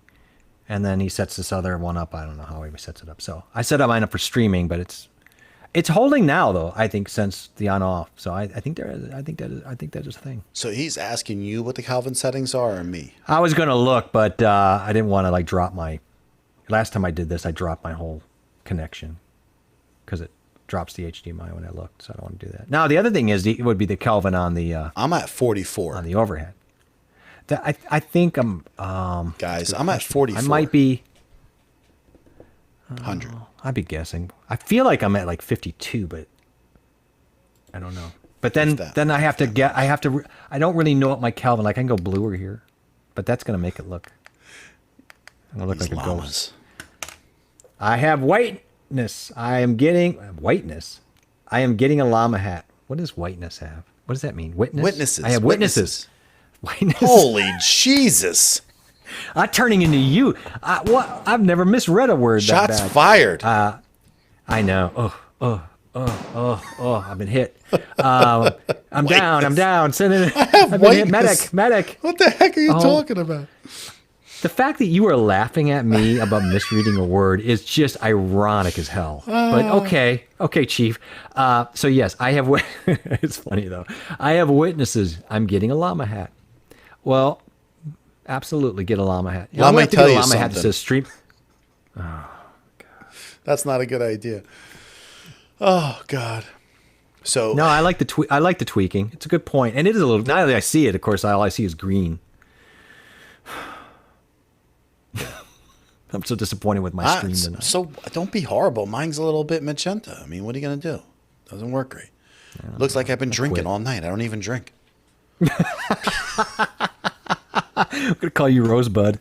Right. Oh my goodness. I'll fix it. I'll get better at it. What can I tell you? I have to get better. Brian's really, he sees stuff. Like he's just like Rain Man with this stuff, but he's really No, good. he sees it. I see it too, though. I mean, but the thing is Your like, mom's laughing at you. we're not She's perfect. not laughing with you. Right. She's laughing at you. Words are hard. Words are hard and stuff. Yeah. I gotta man up. Especially the big Too words. thin skin. I know. Words are hard and stuff though. I don't know why they Like, gotta be so that big. was a lot of syllables. No, there's only 2 syllables. That Right. one, that extra something that cashew dropped on us earlier was just painful. Yeah, that was a big word. Aaron got something. That was like 6 syllables or something. I don't know. Aaron, Hello, if Aaron. you put emojis in, I'm still learning how to use some of this Nightbot software or whatever I'm doing. I got Stream Elements a little bit here. I messed with too much stuff. I'm trying to figure this stuff out. John's just not having fun. He's just dropping emoji stuff. He's just like, I hate emojis. Yeah, I have to get rid of that. How dare you put love and hearts? I did get rid of it, but I got to figure it out. So I'll figure it out. Whatever. That's terrible. No. She loves the train. What train? Come to my job. If you like trains. That's all. My job. You'll see some trains. You like trains? And some You'll funny see trains people who where I ride work. those trains. Tomorrow I might do a mic test with the drums. Well, let me know. I want to check it out. Are you going to do it live, Sammy? Friday. You're going to do it a mic live? test? Oh, wait. Good. If you do it There live. it is. Yeah, live. All right. Okay. All right. Nothing wrong with that. I should do I could do a simple one night, Sammy. I'll just throw the 91A inside a cajon. You'll hear some nuts. Like this thing can pick up Don. The low of the lows and the highs of the highs. This thing will range. Now this is also great for pianos. Hey Brian, have you ever used a 91A a beta inside a piano or for piano record? It's amazing because the range you can pick up on these bad boys. And it's got a frequency switch on. It's really nice. Hey, look what Amateo Amateo said a while ago. I missed this, but he's saying that the dislikes are from bots like Nightbots. Maybe John or Jeff will figure that out. But we didn't have it on last week. We got slammed a little bit. No, I see it going around. It could be bots, just like as soon as so-and-so has a video come out, dislike. And that's... Really? Oh, those kind of bots. I see, like roaming bots. Yeah. Malware bots or whatever. Yeah. I mean, that could be. Although, I mean, okay, fine. But I'm wondering if they're triggered on something because I haven't gotten a dislike since my first. You guys, some of you have never been. My first stream about 2 months ago or 3 months ago, I put out, hey everybody, I'm going to do the stream, and I got like 5 or 6 dislikes to 10 likes. And it turned out to be, I think it was somebody from my Facebook that actually was supposed to be a friend. Now since then I haven't had a dislike. Now I'll get slammed, but it's really hard. I'd rather have bots, but I knew it wasn't a bot, so I'm still whatever. We're gonna keep on streaming. I don't care. I'm gonna keep on. It didn't stop me. Right. The Wave 3 is still with me because there are people who swear by it. Right. So we all know this. So listen, Lala, we're gonna give it a go together. When I get back from vacation, we'll take that thing out. It's going to be, we'll have to find the right time. I messed up my deal. We'll do it in the morning because it will still be light. Can you just listen? we'll do it in the. He's so brokenhearted right now. It's like crazy. But it's so like we'll stretch. We'll figure it out for Lala, right, Jeff? You and I. So we will. But I mean, if we can't, if it's not I screwed software, around with. Yes, I see that. But if it's not software. We'll figure it out. If it's software related, we can figure it out. I'm so pissed at my camera right now. Brian messed with me, man. See, that's the thing. Like you screw around a little bit with this, and look what happened. Hey, Melanie, thanks. Do you think she was in New York, and now she's back from New York, and she's back home, and she says, "Wow, those bots are the worst. I've seen horrible things on some live streams. Yeah, lately I've seen a lot of craziness going on. There's no doubt about it. I can't believe what is going on in general with the streams, and it's like." More and more, I'm seeing these streams just getting crazy with people getting torn up. So we'll the see bots where it make ends sense, up. and then I understand why you got rid of it. It makes sense. Right. That's the one thing. If you're I'm behind in the talk or whatever, she's bringing up that the names are not centered. I want to also bring up. I want to circle back to Lala, though. I mean, she brings up the mic. People swear by the mic. They do. But my whole point is, I really feel, I mean, I remember Lala playing like Christmas music when she was doing the Christmas card stuff. Yes. Right? Yes. So my point is, I feel like that software is really like very useful for someone like her. Now, I don't know where she was pumping it in, but if she's using it through the system, Like, don't you think? Like, I just feel like she. Yeah, but remember, she could be if just anybody bringing could benefit. She's using Ecamm, so she could just bring in music through Ecamm and then play it. She not like us. We're using it through a browser, and so maybe she just wants to have that simplicity of not bringing it into Ecamm, not making a list of music. Maybe, but I remember. Okay, if I remember correctly, she had one song that was on a loop. And now I'm just thinking, though, what if she could have a playlist and a player, a regular player, you know, like Winamp or a music media player, and she could cycle through the playlist there. I know you could do it through a browser. I get it. I'm just, okay. Maybe I'm just daft. I was just thinking maybe. No, I think she's just, maybe she wants a particular way, like how this software works. It would fit her to be able to just bring a browser and play it like you know, we were doing earlier. Which is nice to have. They are, Brian. They are differently, Brian. I would say that my two Dasneys are definitely cooler. I've just noticed it. It's like he's sitting here. I feel like he's behind me. It's kind of spooky. That's funny because Winamp's great. Actually. I brought this up. I was like, I used to use Winamp all the time. I love it. Years ago. I use it. I build my streaming stuff through there. I think it's great. It's a great free app. Yeah. Yeah, there's nothing wrong with it. Maybe I'm just old school and just missing out on things. I don't know. You are?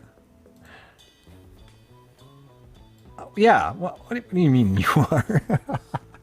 I don't know. I don't know if that's a compliment or a. I don't think so. You don't think I'm old school on that? I mean, Winamp is a little old. I meant with Winamp. I think Sam's guys, it's right. almost morning. I know. What's he talking about? What time? I think he's right. I think we got to talk about packing up the stream. Okay. We got a couple minutes to go. Dude, this was a great night. It's like... it was. It was so much fun. It was everything. It was so great. She said she got Lala working with Loopback, and her audio's been fine since. Oh, so she's using Loopback. So the thing is, though, if she paid $100 for Loopback... Yikes. After buying the thing, that's a bummer. Then why but it's only 10:53 here, so we got time yet. We're on my time. Yeah. So I don't know if you... It all depends whether or not, you know, she wants to go the you know what? Maybe she just wants to figure it out. Yeah, I mean, I think it's just, look, if nothing else, it's just another way to kind of get in, learn something, figure something out. No one's going to lose anything over it, right? So, you know, I like figuring things out. It's almost coffee time. Yay. It's always good for... I still have my coffee and my coffee tech, my CT&T, which I got to do over my face now because... I really like that logo. I love it. And I got to tell you, everything about pretty much, I love the Sony a6400, but I gotta tell you, why even bother having a touchscreen? The only thing that touchscreen does is if you accidentally nip it with a finger, you're now in spot focus, and you've just screwed up like I had done. Yeah, but you just redirect it. So you touch your face, and it should track you right back. No, I had to go in there and kill the focus mode on that, and then it put the tracking back up on my face. Thank God I don't have. I know you don't know. Shut up. You want it. I just don't want to pay. I didn't pay for it. Oh, wait. I need to get a discount from Sammy. Oh, he's talking about something else. So how did he get it for 75? He's saying it's 75. What? Loopback? Yeah, Sammy's saying Loopback is 75, but it's a great program. He seems to have connections to the mob or something. I don't understand how he gets these deals. I think Sammy buys it full price, and then he sells them for $75. He's like totally street selling this stuff, man. He's like, hey, he's got a coat on. He's like, you want to buy a loop deck? You want to buy a watch? You want to buy an XLR? I got a Shure MS7B right here. Well, anyway, if you can help Brian out, save a few bucks, that's always great, right? Well, anyway, you could have laughed. I did a whole show for you, and you didn't even, like a skit. Dude. You didn't even laugh. It was funny. It fell off the truck. Exactly. That's what I was thinking. It fell off the truck. That's what we say Jerry, in Jersey. It fell off the truck. That's I know it is what you say. It's a mob thing. That's why I laughed at it. You know, it's not like I don't watch The Sopranos. I know what you New Jersey people are like. I knew you'd love that story. I have connections to Ecamm. They give discounts. I knew. That's true. Yeah, see? You guys want discounts? I give you discounts. Fell off the shelf. I know people in Ecamm. I know Doc Rock. I can't. They always sound like they have been smoking 20 packs a day since they were 5. Yeah, the mob guys? That's the women. The women. The chicken that fell off of the truck. Wow. I say the truck. Fell off the truck. I don't mind if he uses mine. Okay. And I'm worried the mob's going to do a hit on me now for that terrible impression. You think I'm okay?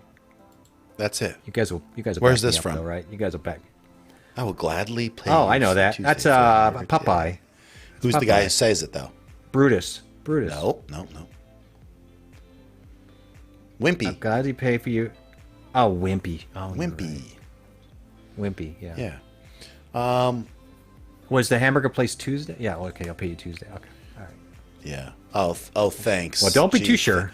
Thanks a lot. She's like, I'm sure you guys can figure it out. Then if we can't, What if we can't? You were going to just never talk to us again. Listen, the only pressure, thing is, John. at least our knowledge about the software is we could definitely just check everything, and then if it's a issue with that. But listen, I just got a feeling like if other people are using it on a Mac, we should be able to figure it out. I think it's all in the setup. Again, I think it's all in the setup. I think it's all in the setup, and again, it's just sometimes it's that one hidden little thing like we ran into. We really went through everything 10 times, and then we just hit one. We got, and then it came to us. So, yeah, Wimpy. I can't believe I got that wrong. I feel like a loser. Right. If Cashew got that right, she gives more information each week. Oh, wait, I know. It's a girl from a girl. Listen, from no one knows Denver? it's Wimpy. At least if you're like, you'd have to be. No, they ran that stuff on Nickelodeon forever, though, for a while. So. Oh yeah, I don't know. I think he can use it on unlimited computers. What do you really? How? I'm not getting into this. This is like this is the deep internet. The dark net, dark web. Yeah, I think so, Sammy. Sammy's be saying it might be that also.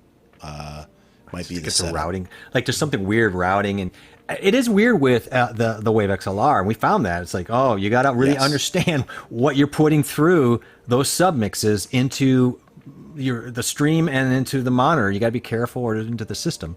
So I think it'd be interesting to try. Yeah. That's all.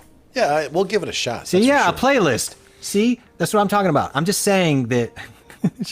I know they are, because when I was watching that Christmas stream, that song kept getting looped over and over. And I thought at first, I'm like, well, she really likes this song.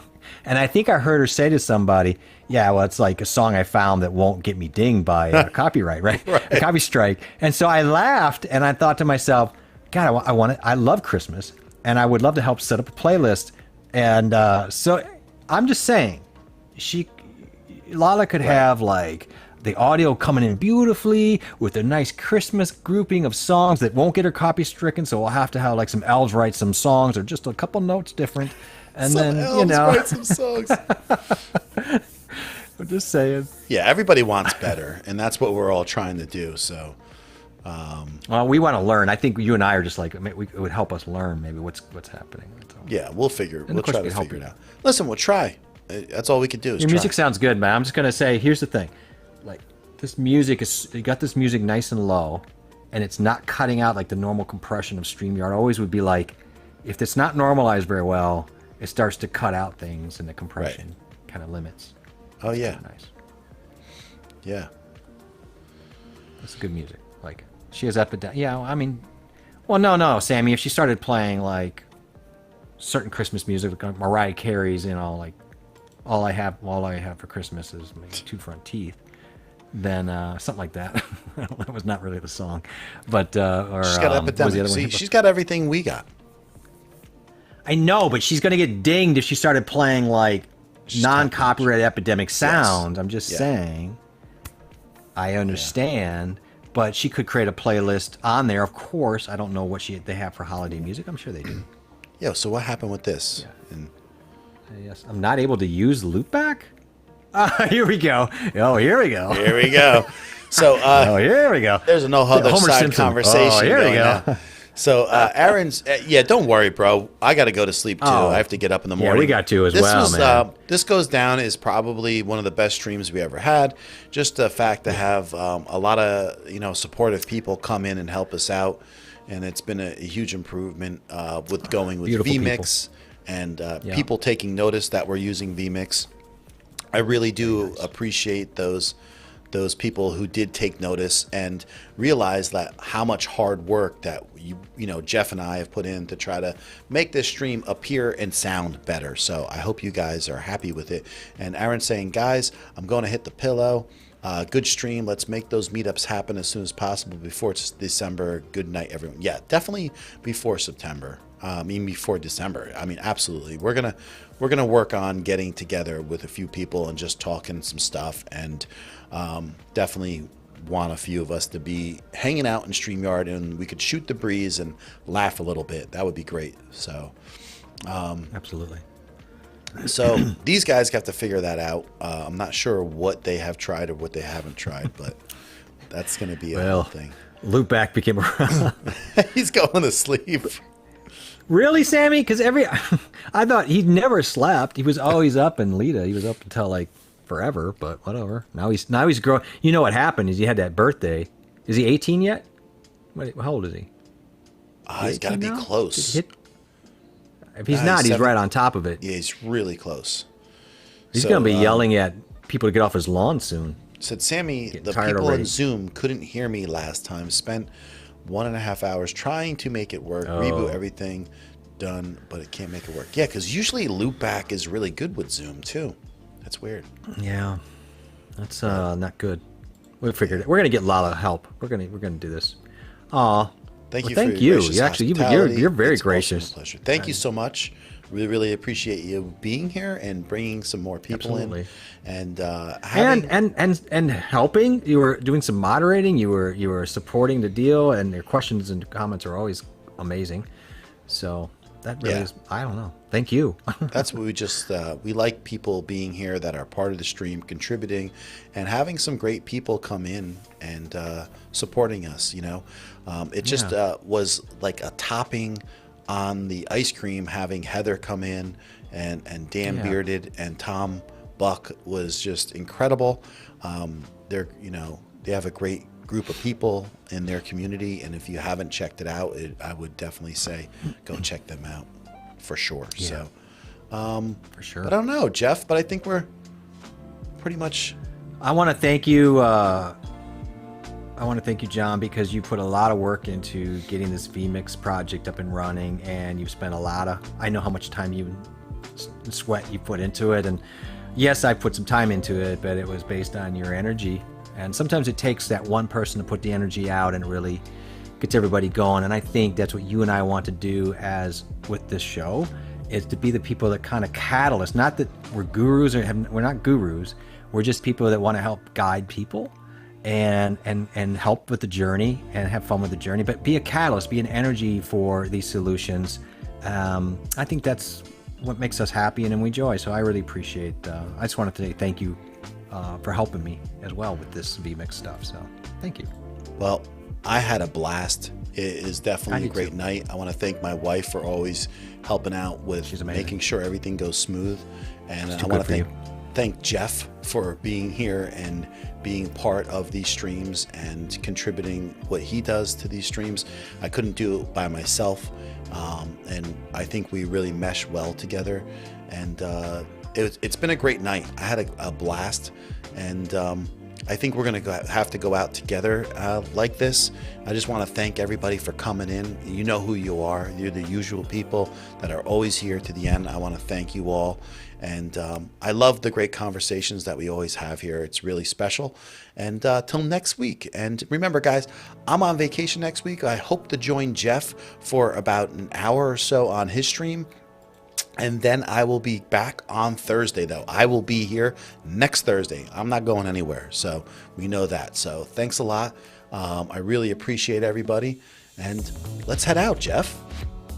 Oh, thank you, everybody. And on Tuesday, we're going to have a guest. I won't name names, but we're going to, maybe Brian will be here. So, yeah. Thank you, everybody. We'll see you guys. And John, we'll talk to you soon. Yeah, we'll talk in a minute. But thanks, everyone. We'll talk to you soon. Have a good night. Catch you on the next one. Bye.